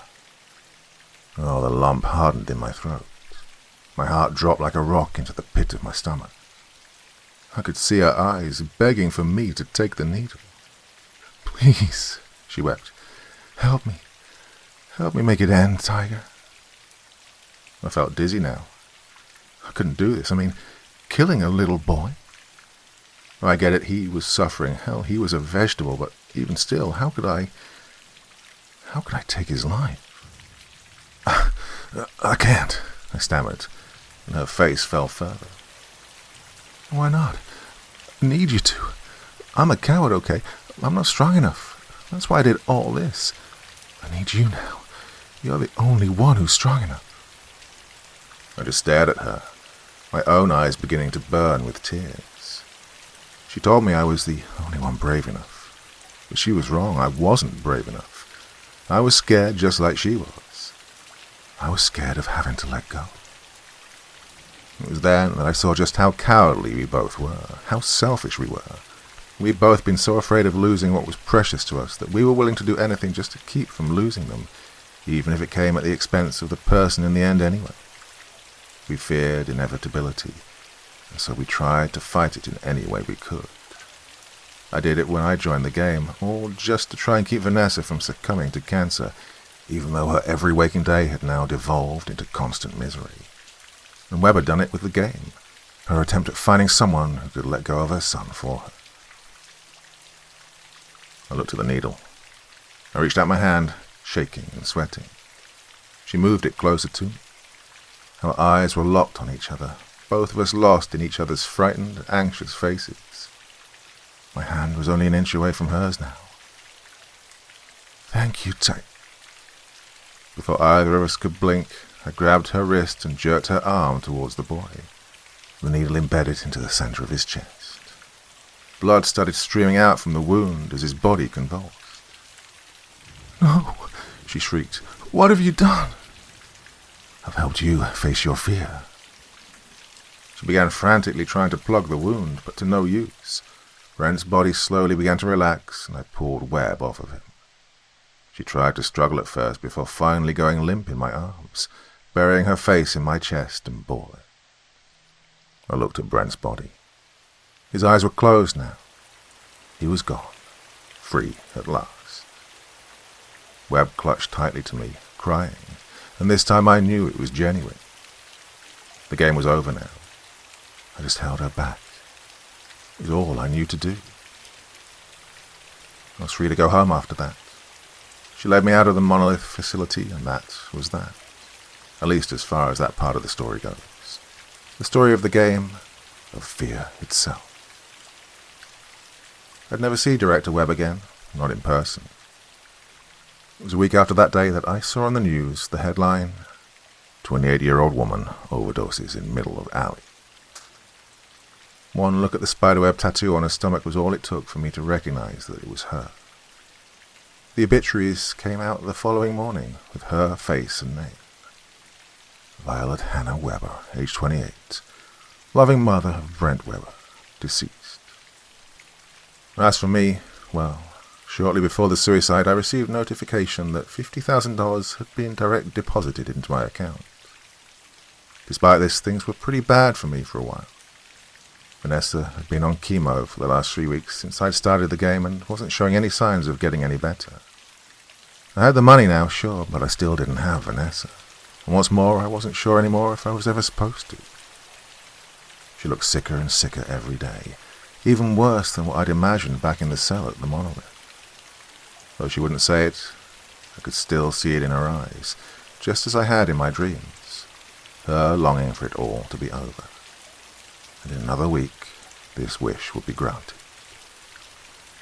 It was last Friday that I got on the call. By that point, the tumour had metastasized well into stage 4, and she'd been hooked up to life support for the better part of the last month. That night, however, was when it was decided by her family to take her off. I remember how, all at once, every emotion imaginable burst out of me. I remember flying into a rage, tossing everything around in my living room and shouting curses, which then transitioned to laughing hysterically, before then crumpling into a ball and crying on the floor. I got to the hospital about 5 minutes later. There waiting was her family. They said they wanted me to be there when they did it, and me be the last person she sees when she goes. I remember how peaceful it was when it happened. She remained for about another 2.5 minutes after they pulled the plug. I looked into her eyes. She was able to smile one last time. It was finally over. She could see it, and so could I. And for that, I was able to smile back. I realized now that that was when I truly won the game. That was when I conquered my greatest fear. And for that, I can still smile. It hasn't been easy without Vanessa, sure. But at the same time, I can still be happy. I was able to save her, even if it wasn't from death. I was there. I was able to make her smile, to give her peace. And I finally conquered my fear by letting go.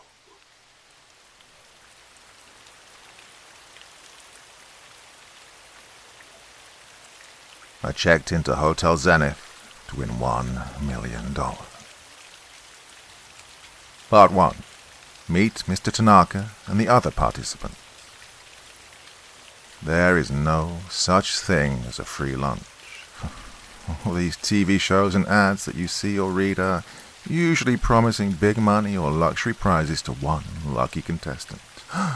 Call now and you can win a beautiful house in Malibu. Or I can share this post and you can get your hands on the latest Lamborghini Aventador. Or if you manage to spend 6 nights at Hotel Zenith, you will win the grand prize of $1 million. Call 1-825-663-2284 right now. You could be the lucky winner.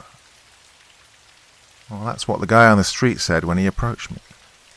Dear sir, this could be a once-in-a-lifetime opportunity, he shouted, tipping his bowler hat and raising his cane in the air. Imagine what you could do with all that money. You could have the life of your dreams.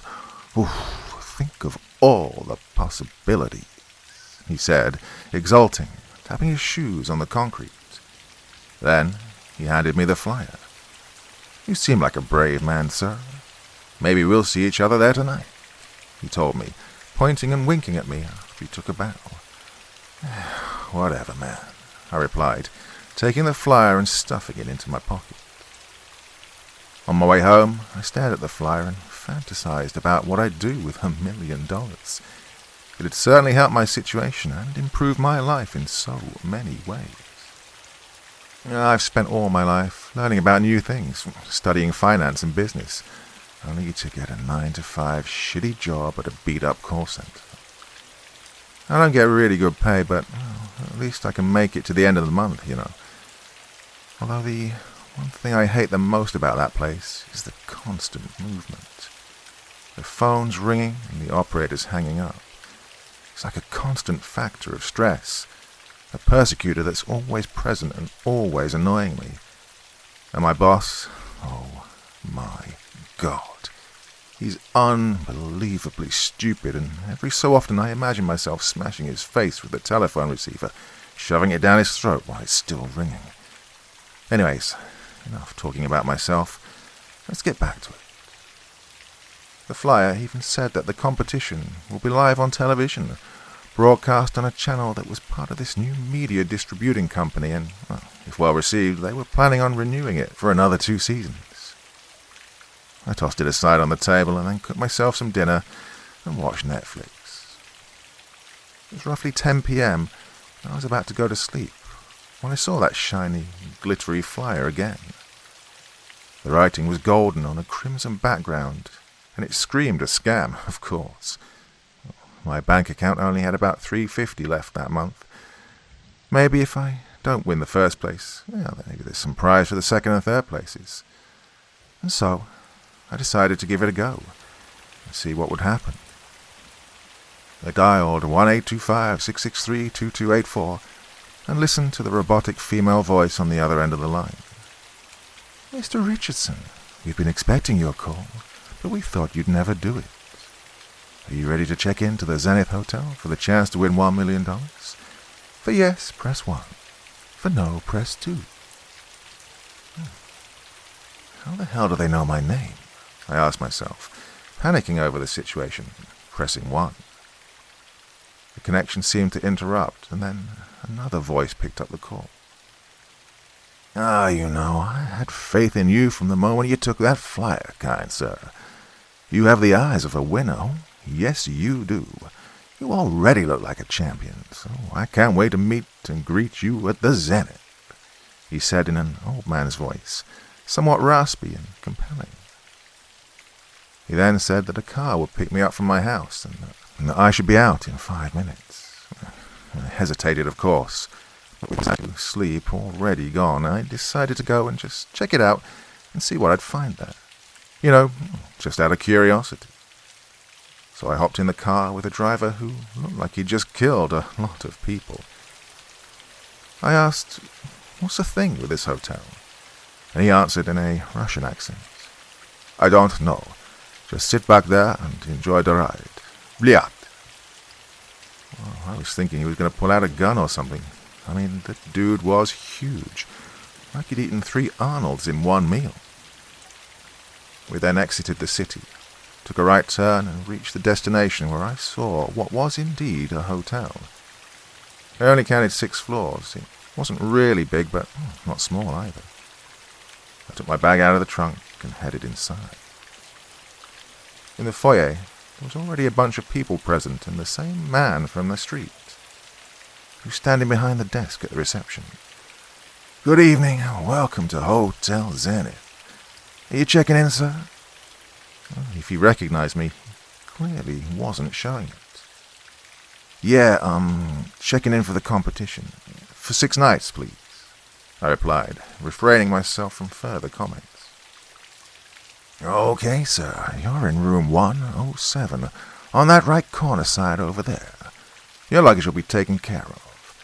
I hope you enjoy your stay, and maybe you'll leave this place not only with $1 million, but also in one piece," he said, grinning, looking at me like he'd had the funniest moment of his life. Then he jumped out from behind the desk and shouted, his voice echoing through the corridors of the ground floor. Good evening, ladies and gentlemen. Let's get to know each other a little better, shall we? My name is Mr. Tanaka. I'm the clerk, the owner of the hotel, and the brilliant mind behind this competition that you've all signed in for. So before asking you if you're ready to face the difficult tasks ahead, let me read out loud all of your names, ages, and occupations, after which I will tell you the rules of the competition and what you're allowed and not allowed to do while staying here with us. So, without further ado, let's meet. Mr. Ken Rogers, 38, business analyst. Ms. Sylvie Deschamps, 35, former military. Mr. Zed Trutz, 41, university teacher. Mr. Dan Williams, 56, former farmer employee. Mrs. Elizabeth Warburg, 43, Walmart cashier. Mr. William Death Viper Daniels, 19, hacker extraordinaire. Mr. Ben Richardson, 27, call center operator. Mr. Vance Jones, 47, unemployed. Now the rules are very simple. 1. Quitting before the competition ends is strictly forbidden. 2. Social media interactions are not allowed. 3. After finishing the stages of the competition, you are to return to your room where you will rest for 8 hours and then proceed to the next stage. 4. If you hear knockings on your door, screams outside, a voice that says they can show you an easier way to beat the contest, do not exit the room and ignore everything. If you fail to comply, you will be disqualified and sent home. And 5. If 2 or more people reach the final stage of the competition, there will be a bonus round that will determine which contestant is fit to take home the prize. Now, there are 6 floors to this hotel, and each stage takes place on a different one. When you finish the challenge, you must return to your room immediately. Ladies and gentlemen, I wish you good luck and may the best contestant win. Oh, I almost forgot. Here in this suitcase, I have the grand prize, which I'll give to the winner at the end of the competition. When he finally finished speaking, he opened his briefcase to show the $100 bills in pristine condition. We were already looking at each other like we were the greatest enemies in history. Soon after that, the weird-looking dude, Vance, pulled out a gun and pointed at it to Mr. Tanaka. All right, old-timer, hand that shit over. I'm leaving this dump of a hotel. Come on, hurry the fuck up. Push it over here, you old fuck, he said, angered and shooting one bullet at Tanaka's feet. Oh, why did you do that? This marble was new, Mr. Johnson. You shouldn't have done that, Tanaka replied, and he went so fast behind Vance's back that we didn't even see him. He pulled out a sword from his cane and slashed the guy, decapitating him first, cutting both his arms, and then he took a final swing of the sword to separate the torso from the legs. Mr. Tanaka whistled. Mr. Ochita and Mr. Senwu, please clean up this mess. You know it makes me sick when I see dismembered people. He ordered to two people who appeared out of nowhere. Do with him what you must, he added. Yeah, I ruined my suit. What a shame. Now, settle down, everyone. There's no need to be scared. Oh, might add this to the list of rules. Attempted murder will not be tolerated. How do you folks say it? Is it not, LOL? He said, taking a handkerchief out of his pocket to wipe the blood beads from his face. Now, if everyone can get to their rooms, that would be great. After that, I will lock each and every one of you inside the room, and you must find a key hidden there to get out and proceed to the first challenge on the first floor, all right? He added, while straightening out his jacket. Well, I'm in my room right now, scared shitless and completely afraid of what will happen next. I just saw a crazy guy murdering another crazy guy. Well, they locked the door behind me, and I can tell you this is, well, your standard hotel room. A closet, a coffee table, a desk, and the TV hanging on the wall. The bathroom's pretty normal. How am I supposed to find my way out of here? Nothing under or inside the desk. Now, let me check the closet. Oh my God. There's a human torso in the closet. I think it's the guy that Tanaka killed, except that his skin is sewn in a Y. God, I feel like puking right now. Oh, don't tell me he put the key in there and I have to open it. Part 2. The riddle in the elevator and the first challenge. I felt my sense of humanity slowly leaving my body. I've seen a man killed and mutilated right in front of me. I didn't even blink or feel any slight trace of sadness or disgust. I just stood there, motionless, and watched him being torn apart by the owner of the hotel. Now I'm in my room, lying in bed and watching the ceiling above and asking myself if there's something wrong with me. I know now that I will not be leaving this hotel unless I'm dead or I win the competition. So, after thinking about it for over an hour, I decided to rip the threads that were keeping the skin of the torso together and see if the key was inside. As I heard the sounds of the internal organs squelching and my hands squishing some of them, I felt nauseous and instantly threw up. My shirt was soaking wet and covered in blood, but still I didn't find the key. I took a break, threw up again, and while breathing heavily and sweating at the same time, I decided to search in the last place I could find the key. Inside the heart. I ripped the heart open, and in it was the key and one little note with the following message. Please take the elevator to the first floor.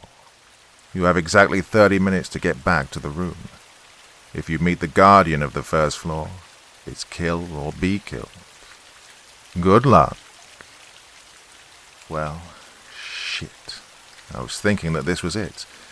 I'm going to get out of this hotel in a body bag and get thrown into a river, or discarded in a dumpster, or buried in a place where no one will ever find me. I wondered what the hell the guardian of the floor was. I don't believe in the supernatural, but this place had some sort of eerie aura that gave you the willies, you know. Kill or be killed. That means I need some sort of weapon to defend myself. Well, there was nothing in the room I could have used. But then I saw a cup, which I broke into several pieces, and I stuffed the biggest one inside my pocket. I also had the belt of my pants, which I could have used for choking anyone if push came to shove. And then I remembered that I'd accidentally pocketed the pen I used to sign the papers when I checked in, so I wasn't going to battle that guardian, or whatever it was, bare-handed. I took the key and placed it inside the lock, but then I heard a knock. Then a frenzy of knocking started. Hey, sport, you want to get out here? I know a guy on the 3rd floor who can get you to the prize faster. What you say? Want to get $1 million quick? Yeah, I bet you do. Come on, what do you say? Open up and let's go. I ain't gonna hurt you, I promise. The fragile voice said from behind the door. Go away, man. I'm not supposed to open the door. I'll be fine. Try next door. Maybe they want to go, I said, trying to get him off my shit. Then he just left and didn't say anything. He knocked on the next door and I heard a man opening up. And he started screaming. Get off! Get off of me! You're killing me! Oh, God!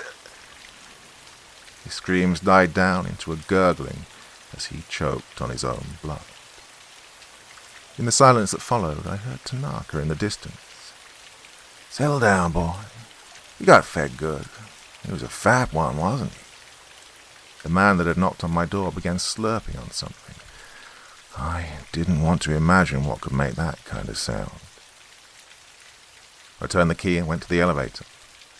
I walked through the ivory marbled hall, following arrows that pointed to the elevator, on top of which a flashy light read, Here is where your adventure begins. I pressed the button to call the elevator, and then I heard a ding, and the doors opened to reveal a hunchback woman sitting on a small chair. I'm the elevator keeper.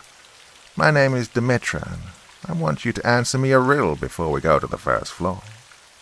Keep in mind that you only have one chance, and if you get it wrong, your time for getting the challenge completed will be reduced to 15 minutes. Oh, you have to be a superhuman to beat the demented harlequin guarding the 1st floor. Let me tell you that. So, answer me this. And they salted and fermented inside a stump wrapped in 100 cloves, the woman said. Her hands were shaking and her voice was trembling. Oh, that's a simple one. The answer's cabbage, and the final product is called sauerkraut, I answered, trusting myself 100%. Very good, she said, her grin revealing rotted yellow teeth that looked ancient. The elevator started ascending, but it was moving slow. The woman didn't say a single word after that, and I was under the impression the distance between floors was bigger than what I'd seen outside the hotel. We finally arrived on the 1st floor. The doors opened, and this floor was completely different from the ground floor. The walls were covered in purple and orange checkered cloth, and there were 7 doors, 3 on the left side of the corridor, and 4 on the right side, each one with purple and orange lights flickering above.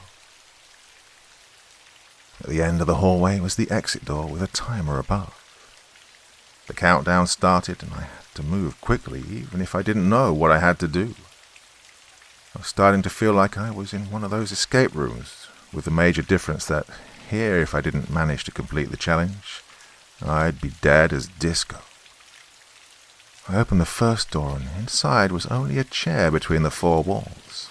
That was it. I proceeded to open the second door to find another chair with a note on it simply saying, Hi. Behind door number 3, there was a mask lying on the chair with a note attached saying, Put it on.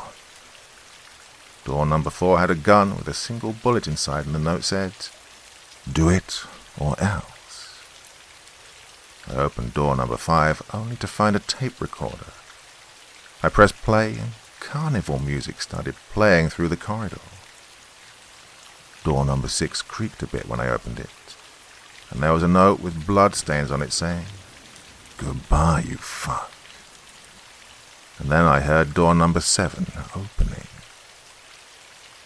Before I even turned, something jumped me, trying to bite me. I freed myself from its grip only to turn around and see a harlequin grinning at me, blood dripping from its ugly razor-sharp teeth. He said, Hi, now you die. Then he tried to attack me again. I avoided him, stepping aside, while he started laughing uncontrollably. He was dressed in a checkered purple and orange costume, his face painted white with sprayed blood on it. He started laughing again while coming towards me. I avoided him, but he managed to scratch my left cheek with his metallic claws. Die, die, die, you fuck, he was constantly repeating, as I was getting fatigued. He wasn't big or strong, so I decided to save the bullet. Maybe I'd use it later. The timer said 3 minutes and 25 seconds left. Shit, I had to hurry. He then came towards me again, and I punched him in the face and grabbed him by the neck, trying to choke him. He scratched me again, this time on my belly, and blood started oozing out. He was laughing like crazy, like a demented harlequin. I briefly loosened my grip, but got it back as he seemed to suffocate. I pulled out the pen from my blazer. I stabbed him in his left eye. He fell to the ground, crying and laughing and screaming all together. He fell to the ground, and I ran to the exit. In the upper part of the ceiling, I saw a camera zooming in on me. The music stopped, and Tanaka's voice filled the hallway. The other eye too, please. Hurry up, he said with genuine satisfaction in his voice, like he was pleased with what he'd witnessed. A truly sadistic motherfucker. I ran back and took the pen from his left eye and stabbed him in the right one, afraid that the timer would run out when I heard the exit door unlocking behind me. The timer stopped at 0007. God, if I were 7 seconds later, I'd have been dead. Behind the final door, I saw another chair with an envelope on it. I opened it, and it said, "Congratulations on completing your first challenge. Now head back to your room for food and rest. The next challenge begins after your 8-hour sleep." I'd just killed a psychopath and become a murderer myself, and I'm fine with it. After all, there are so many things you can buy with $1 million.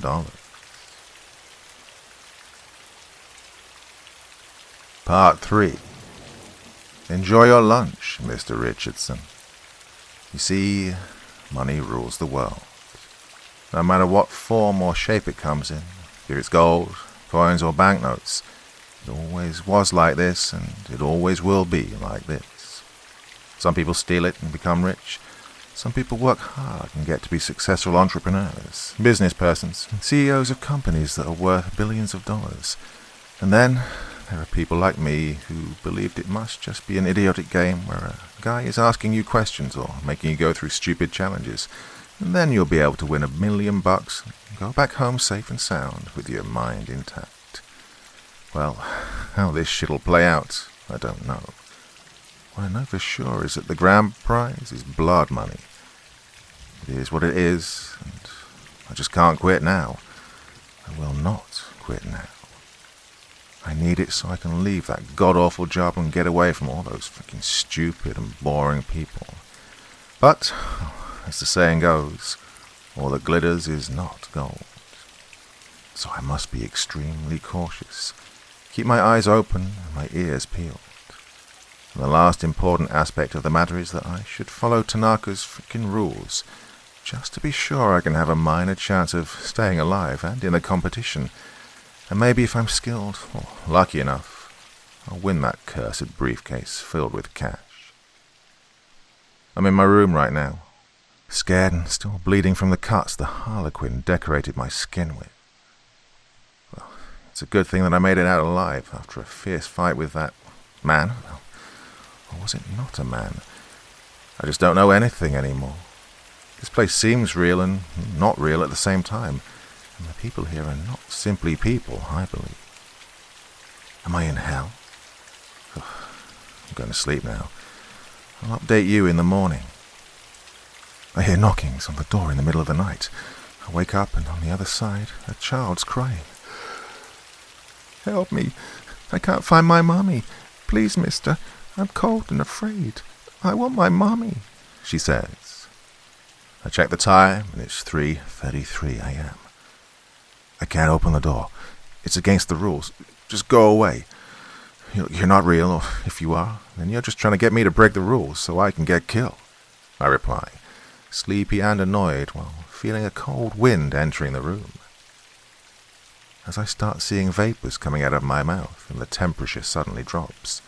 The door is violently banged on with both hands and feet by whatever it is on the other side. "Open the door! Open the door! Open the door!" She kept on hitting the door, and I thought she was going to break it down. "If you don't open up right now, my friend Hammerhead will get you on the 4th floor, mister. Oh, I'll tell him to get you good. Open up! I know my mommy's hiding under your bed. My daddy always catches her under the bed, and he has a knife," she insisted, sounding very angry and dissatisfied with my reply.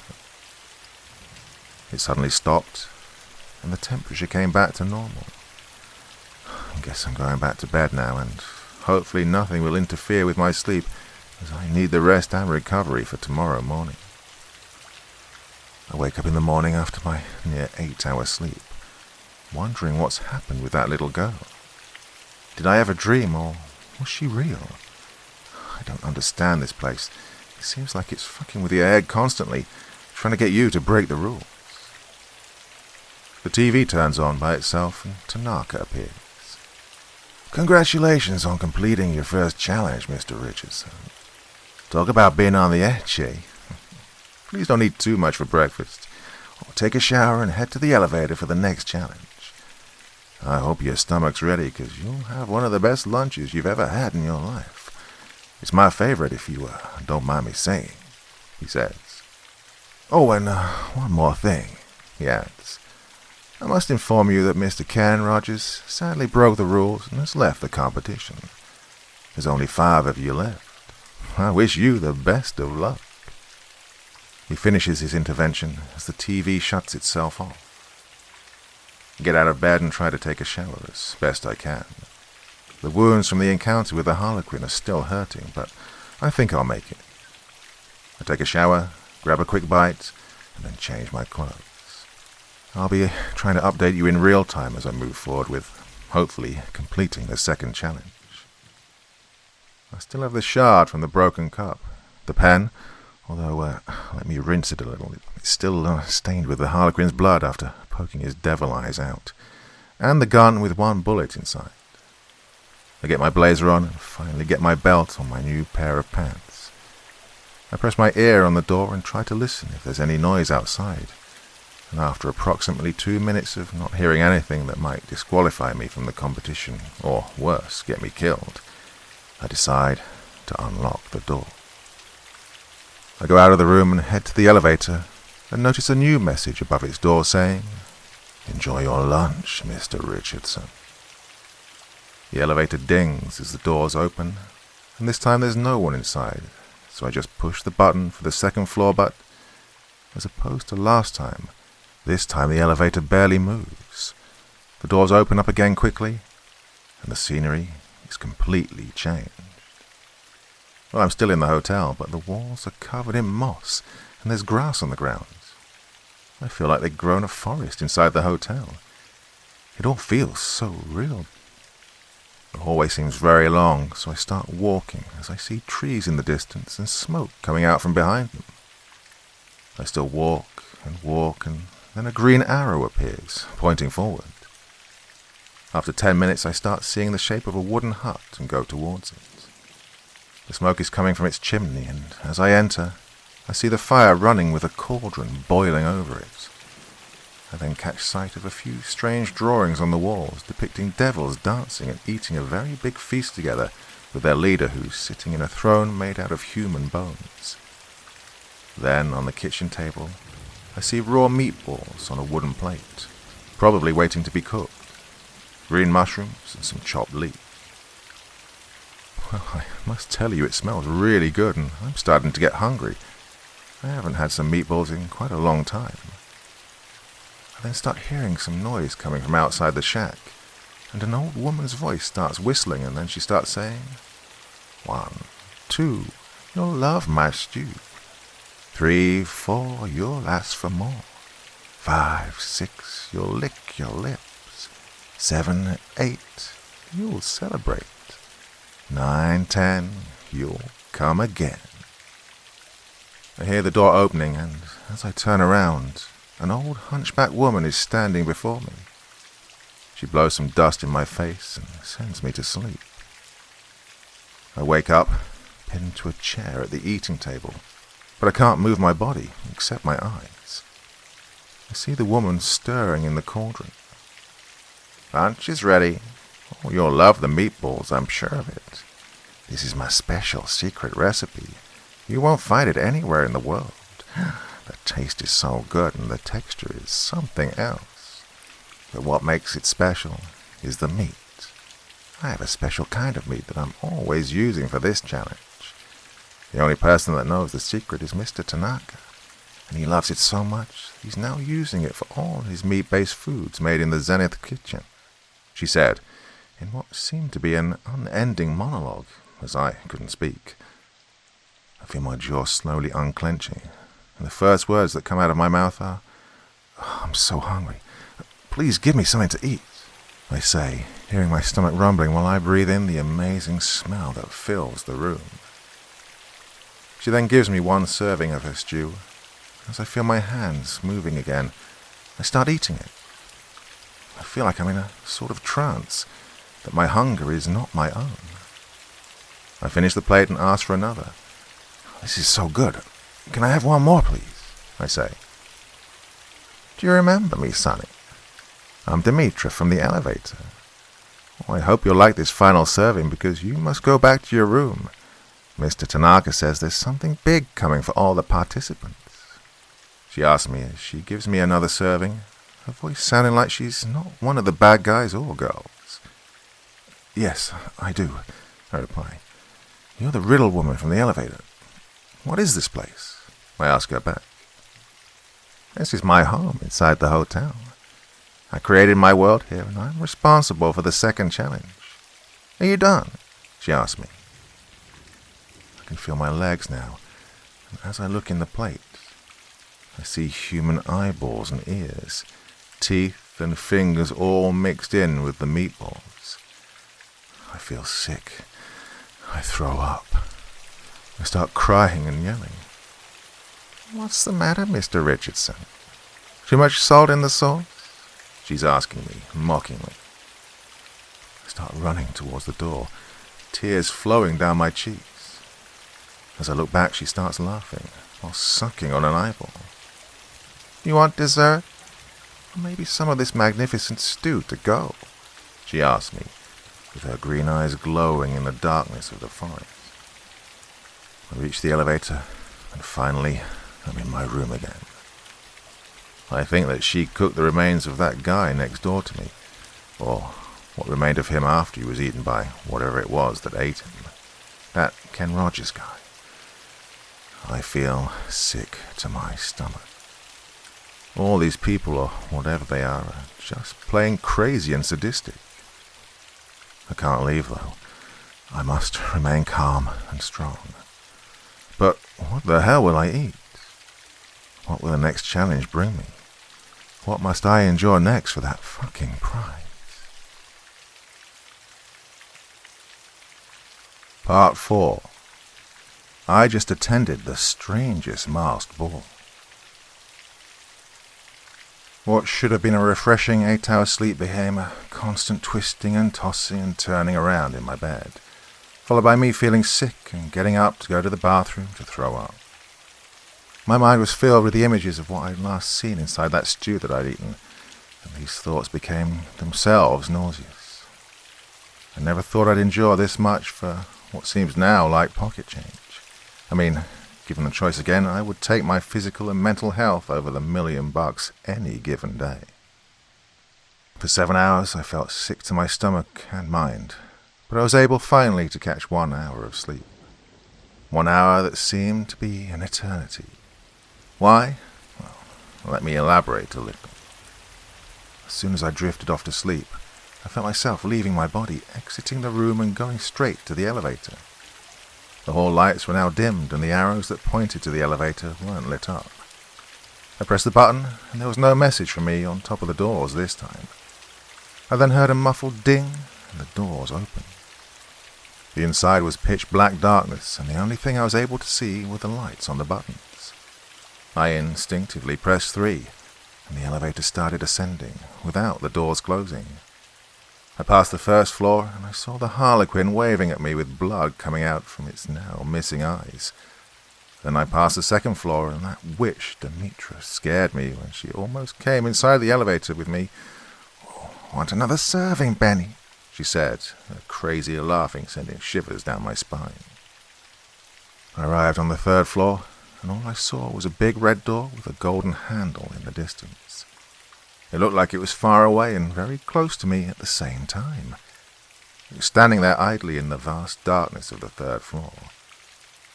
I stepped off from the elevator, except I wasn't walking on marble or hard concrete floor.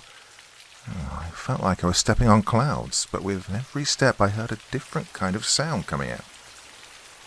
I started running towards the door, and the more I ran, the farther the door was away. The more I slowed down, the closer the door was to me. I decided to walk very slowly, thinking I might get the door to me instead of me going to it. I finally made it, and then, out of the darkness, 2 statues erected, each pointing me to the door with their index finger. Their voices blended in some sort of low baritonal voice. "Go inside now, but be careful. All that glitters is not gold, and you must resist emotions old," they said while turning their head towards me. What emotions? Love?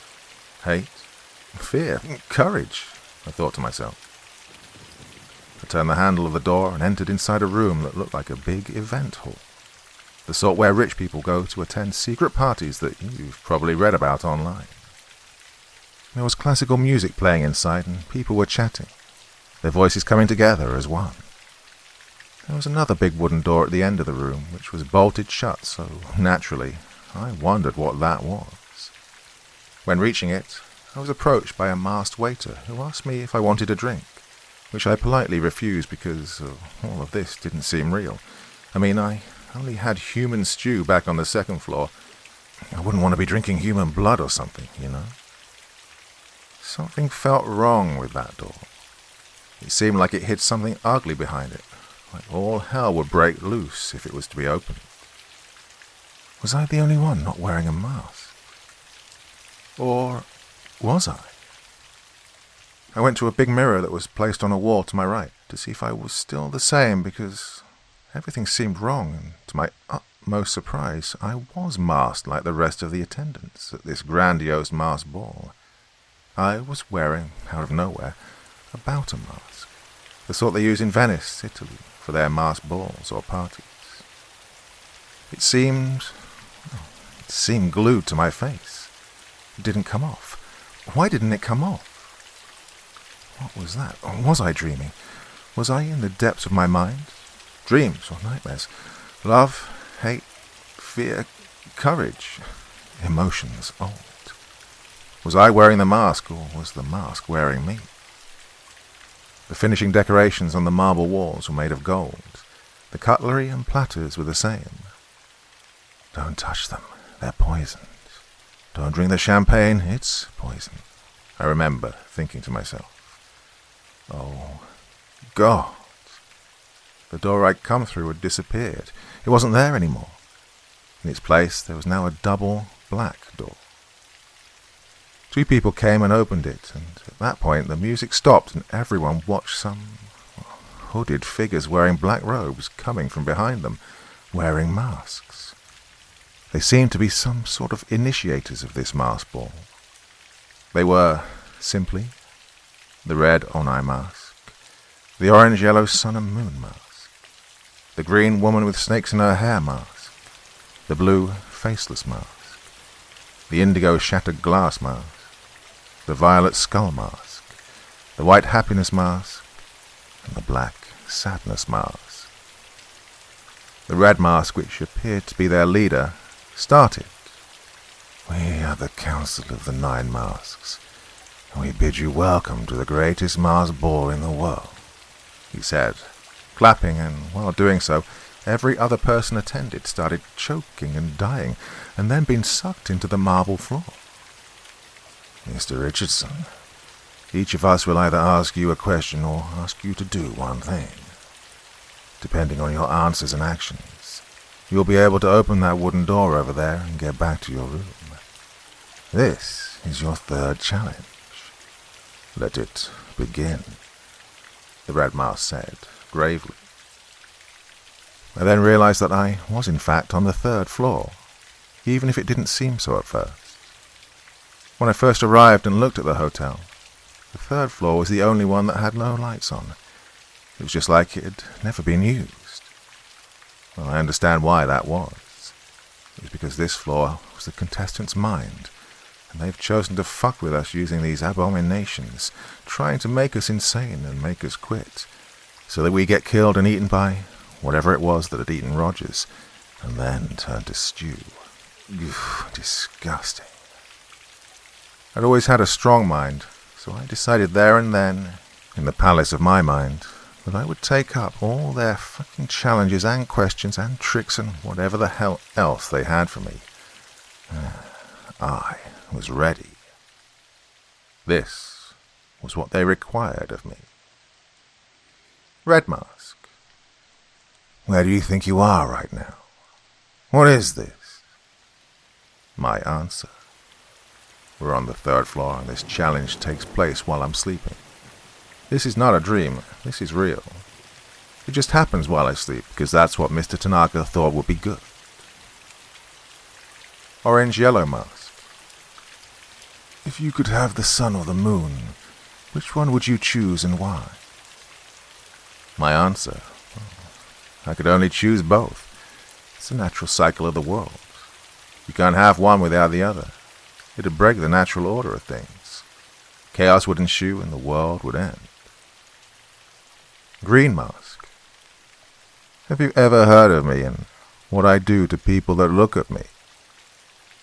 My answer. Keeping my eyes closed upon hearing the snakes in her hair come to life. Yes, I did. You're the Gorgon or Medusa, and if I look at you, I'll turn to stone. I then heard her approaching me, snakes caressing my face. Then she left, hisses filling the creeping silence of the room. The blue mask, having produced a serviette out of nowhere. Here's 5 million in cash and another 1 million in gold. Take it and leave this place. I'm telling you it's no good. My answer.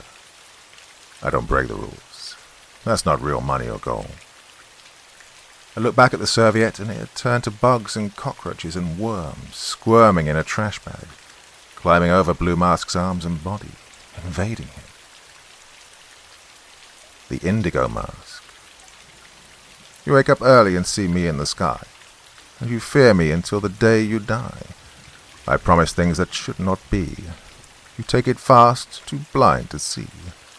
You take the easy way and sell your soul, but all that glitters is not gold. Who am I? My answer. Morning star, Lucifer, the fallen angel, Satan. The violet mask. Finish this. There's a lady who's sure all that glitters is gold. My answer. And she's buying a stairway to heaven. This was easy. I know my Led Zeppelin. The black and white masks together. We get to ask you 2 questions. Be careful what you answer. You cannot have one without the other. They need each other to survive, and if you have one, you can beat the other one. My answer. There's no love without hate, and you must have the courage to kill your fear. I then heard the wooden door open, and as I turned around, the red mask had fallen, revealing Mr. Tanaka's face. I knew why I picked you. You're not only smart and brave, but you resist temptation so well. Fine, so be it.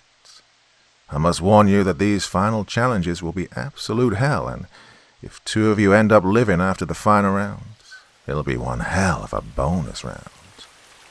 Go through the door and remember the rules. Oh, and before you go, as a token of my appreciation, take this gold bar from me as a gift. He finished his speech, seemingly impressed with my performance at the greatest masked ball on earth. Thank you, but I'd rather not take it," I replied. "Why not?" he asked me, confused. "All that glitters is not gold," I finished with a grin, heading back through the door, where Tanaka announced that Mrs. Elizabeth Warburg had died in her sleep, and that they'd found her full of bugs, cockroaches, and worms. Well, there's 4 of us to go. Wish me good luck. Part 5. The 4th challenge messed me up good. My head was buzzing after all that had happened the night before. So I was almost killed by a crazy harlequin. I ate human stew. I attended a masked ball inside my head while sleeping, and I only slept 1 hour. One strange thing, though, that crossed my mind earlier was, why did Tanaka say that there's only 5 of us left when there were still 6 people alive? Then, on the last entry, I told you that there were 4 of us because I didn't think about it and went along with what he'd said. Well, the real number should be 5 people left alive, right? Jones was killed by Tanaka. Then Rogers was killed by I don't know what when he answered the door. And finally Warburg, probably killed in her version of the masked ball because she took the money from Blue Faceless Mask. I haven't paid attention to this until now, but it kind of makes you wonder. I either think that they drugged one of them and turned them into that Harlequin guy, or that one of them works for Tanaka, and I'll face him or her later on. What do you think? Maybe you can help me out with some ideas on this one. Anyways, back to the regular schedule.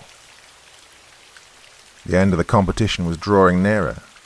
I was wondering what Tanaka would come up with next and how much more shit I'd have to endure to win that $1,000,000. Then I remembered the little girl who'd said that if I didn't open the door, she'd tell on me to her friend on the 4th floor. Hammerhead. Yeah, I think that was the name. This hotel is filled with temptations and crazy things that can fuck up your mind, body, and soul. I think what I did best until now is the fact that I kind of fought off anything they've offered me, and that I had this strong will to live and win this competition. You know, I want to go back home with my body intact, and with the grand prize in my hands. Anyways, I left the room to start the next challenge, and I noticed the arrows pointing to the elevator were now freshly redecorated with the hotel's logo, a big C inside an upside-down triangle. On top of the elevator door, the following message was displayed. After the masked ball, the hammer will fall.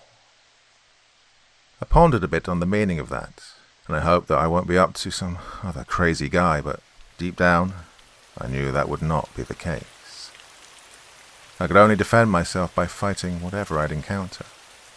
I still had that glass shard, the pen, the belt, and the single bullet gun, and I hope to God I won't need them. The elevator dinged. The door slid open and I pressed the button for the 4th floor.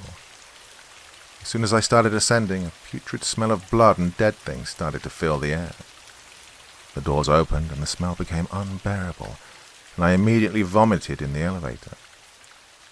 At that point I was asking myself if I had anything left in my stomach. You know, it seems like every little fucking thing, every goddamn challenge is supposed to make you feel sick to your stomach and take your sanity away a bit by bit. The view was horrendous. The metallic walls were decorated with hammers in all sizes and shapes known to mankind. Sledgehammers, claw hammers, ball-pin hammers, and even some powerhouse hammers. They were all on display, encased in some sort of plexiglass, like trophies. The glass was stained with blood droplets, which seemed to be fresh, as it was lingering down on it. The whole room was made of metal, and on the floor there was a blood trail, as if a body had been dragged out on it.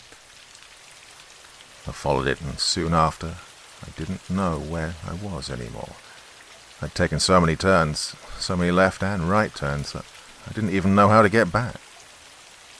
I soon felt like I was lost in a maze of death, and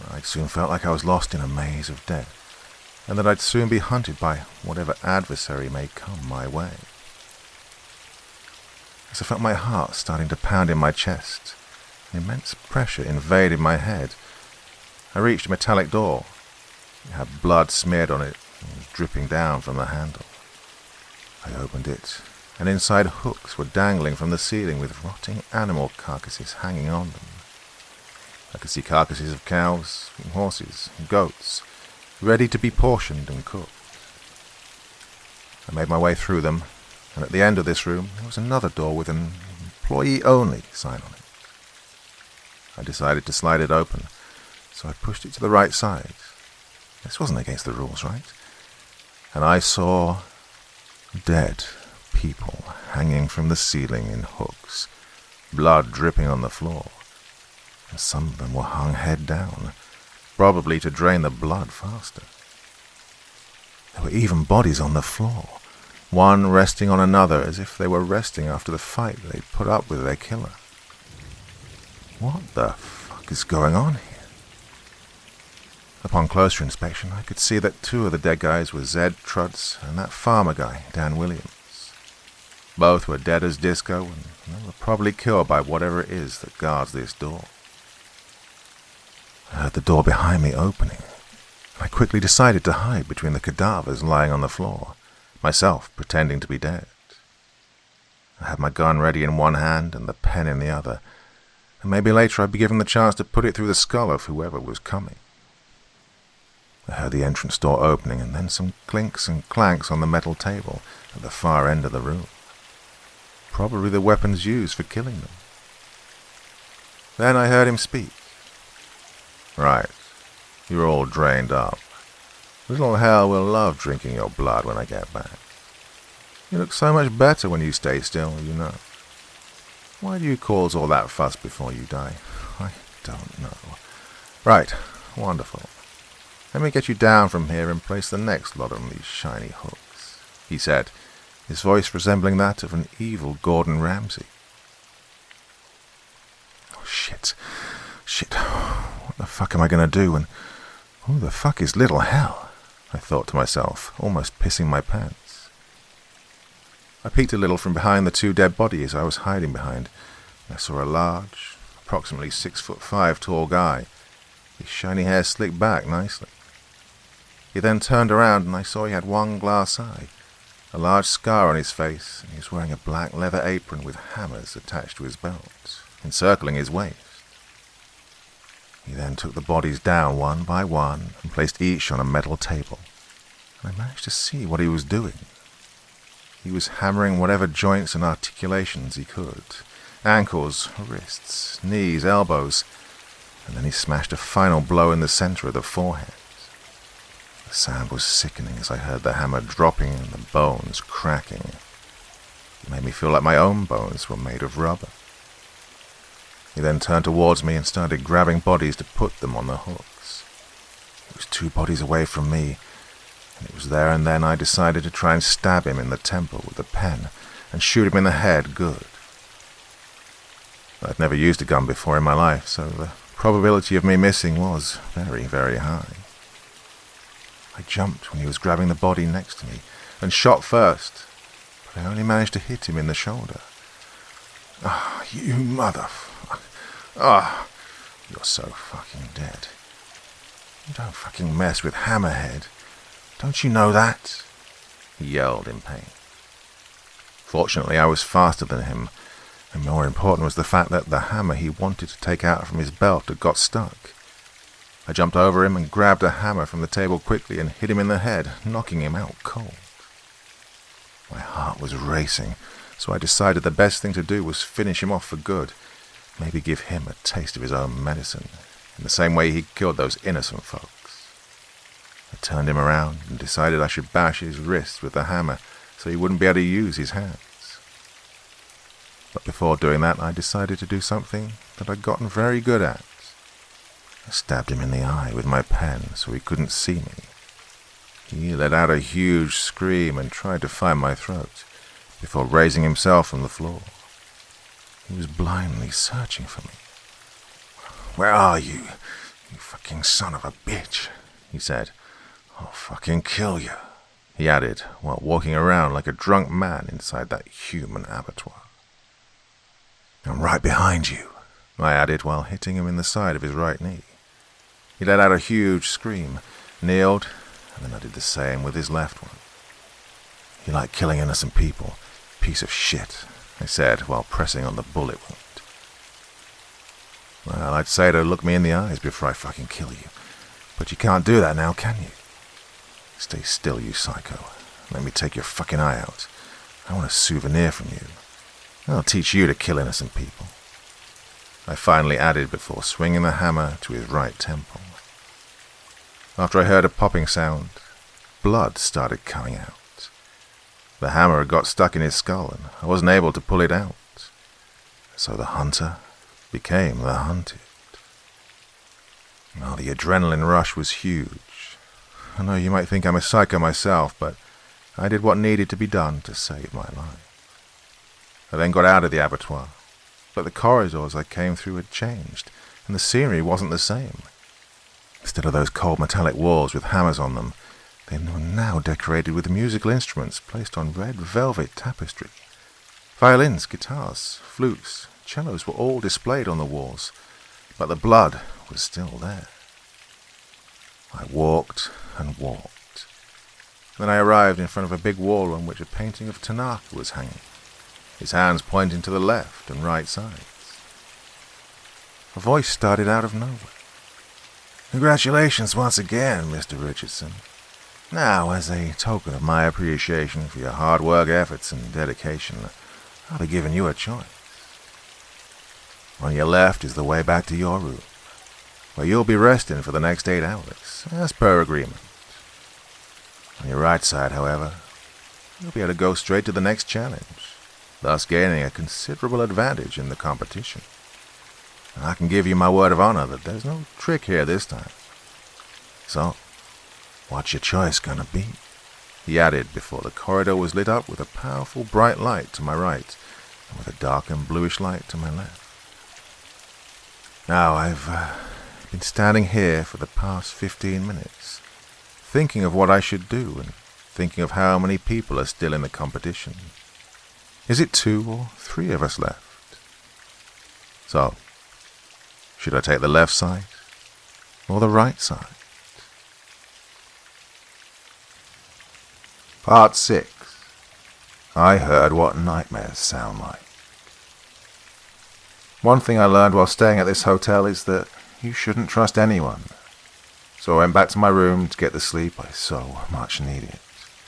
After all, there were only 2 or 3 of us left, and I didn't know anything about the progress the others had made so far. How and why should I trust a voice telling me that I get to have an advantage over other participants? It didn't seem fair to the competition, and I didn't even know if it was Tanaka's voice or not. It seemed, well, too convenient to fall for, you know.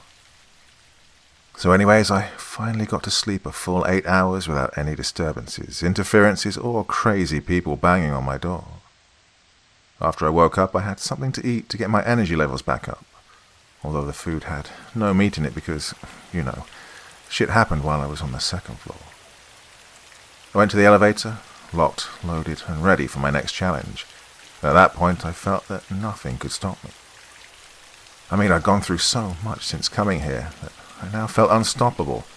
With only 2 challenges left, I told myself that I won't be leaving this place in a body bag, but simply with a briefcase full of money. Oh, those pristine $100 bills. I've noticed that the arrows pointing to the elevator remain the same as last time, but the message hanging on top of the elevator's door stated, "The symphony speaks the truth. It will never lie. Just let it carry you, or else you will die." The elevator door dinged, and I pressed the button for the 5th floor. As I was going up, I started hearing strange music in my head all of a sudden. I didn't know where it was coming from, but I can honestly swear that it was the most beautiful music I've ever heard in my entire life. Then, as the elevator door slid open, it all stopped, and the view in front of me was, well, let's say, unusual. It seemed that the floor, walls, and ceiling were made out of human flesh, but with no skin attached. I saw muscle fibers, tissues, and even blood vessels that were somehow alive, like a person was trapped in those walls. Then eyes started watching me, blinking rapidly, following my every move as I was slowly going forward into the unknown. I was wondering what the challenge on this floor could be. I wasn't terrified necessarily by the fact that it looked like that, but because I felt that I was constantly being watched and observed by some force that was planning how to kill me. The sense of dread and the terror that followed were unbearable.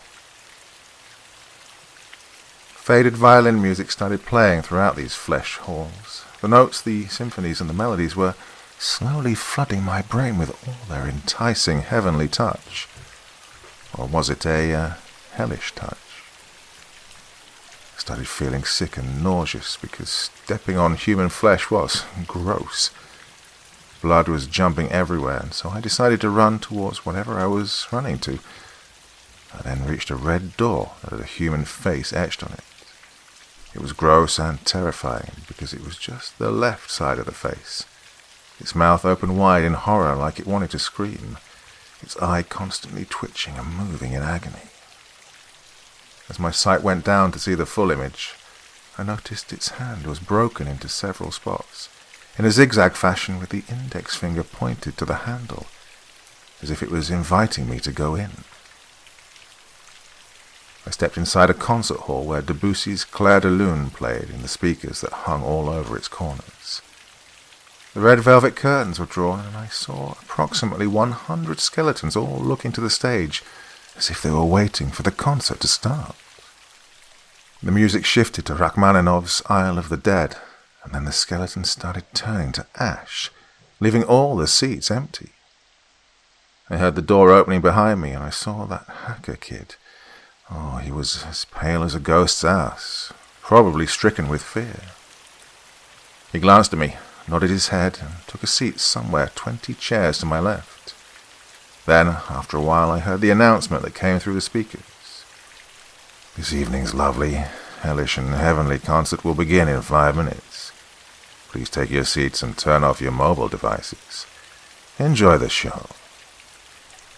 The door creaked open again, and the military lady came in, running and panting. Probably she didn't want to be late for the show. She passed me, not even noticing that I was there. She was shaking in fear, sweat dripping down from her hands and neck. The final announcement was repeated. The lights were dimmed and the curtains drawn to the sides, revealing a skinless, scarlet woman who started playing a violin made of human bones, the strings and stick made of human hair. I don't know why, but I started feeling sad for her. Her movements seemed disjointed, and there was something off about her. It didn't look like she wanted to be here, like she was trapped in someone else's flesh and muscles. But the music turned my mind into something that I'll never want to see ever again. The notes morphed inside my head into desperate screams, echoing into oblivion as I started having visions of a woman who was burning inside a concert hall, screaming for help but playing the violin nonetheless, not stopping the concert even though she was dying. Then I heard a phone ringing. It was the kid's. She stopped playing and went to the kid, who became unable to move. Tears of blood started flowing from his eyes as she kissed her finger and gently pressed it onto the kid's lips. She then pinched the skin on the center of his forehead, and like through magic she ripped all of his skin and started eating it. That poor guy was still alive, and he was watching as she was devouring what was once a part of his body. She then repeated the procedure with his flesh, leaving that kid only a skeleton. The military lady and I stood motionless in horror and watched this grandiose violin concert resume, one that became a feast for the skinless scarlet woman. Then she continued her concert, and music began slashing and screaming and creeping in my skin as I felt a strange tickling sensation that went up to the base of my skull. Then I felt like I was tied to that chair, and the music became so sad that I, too, started crying. I started seeing strange shapes and colors. I was having visions of a place that seemed to be far away, desolate and deserted.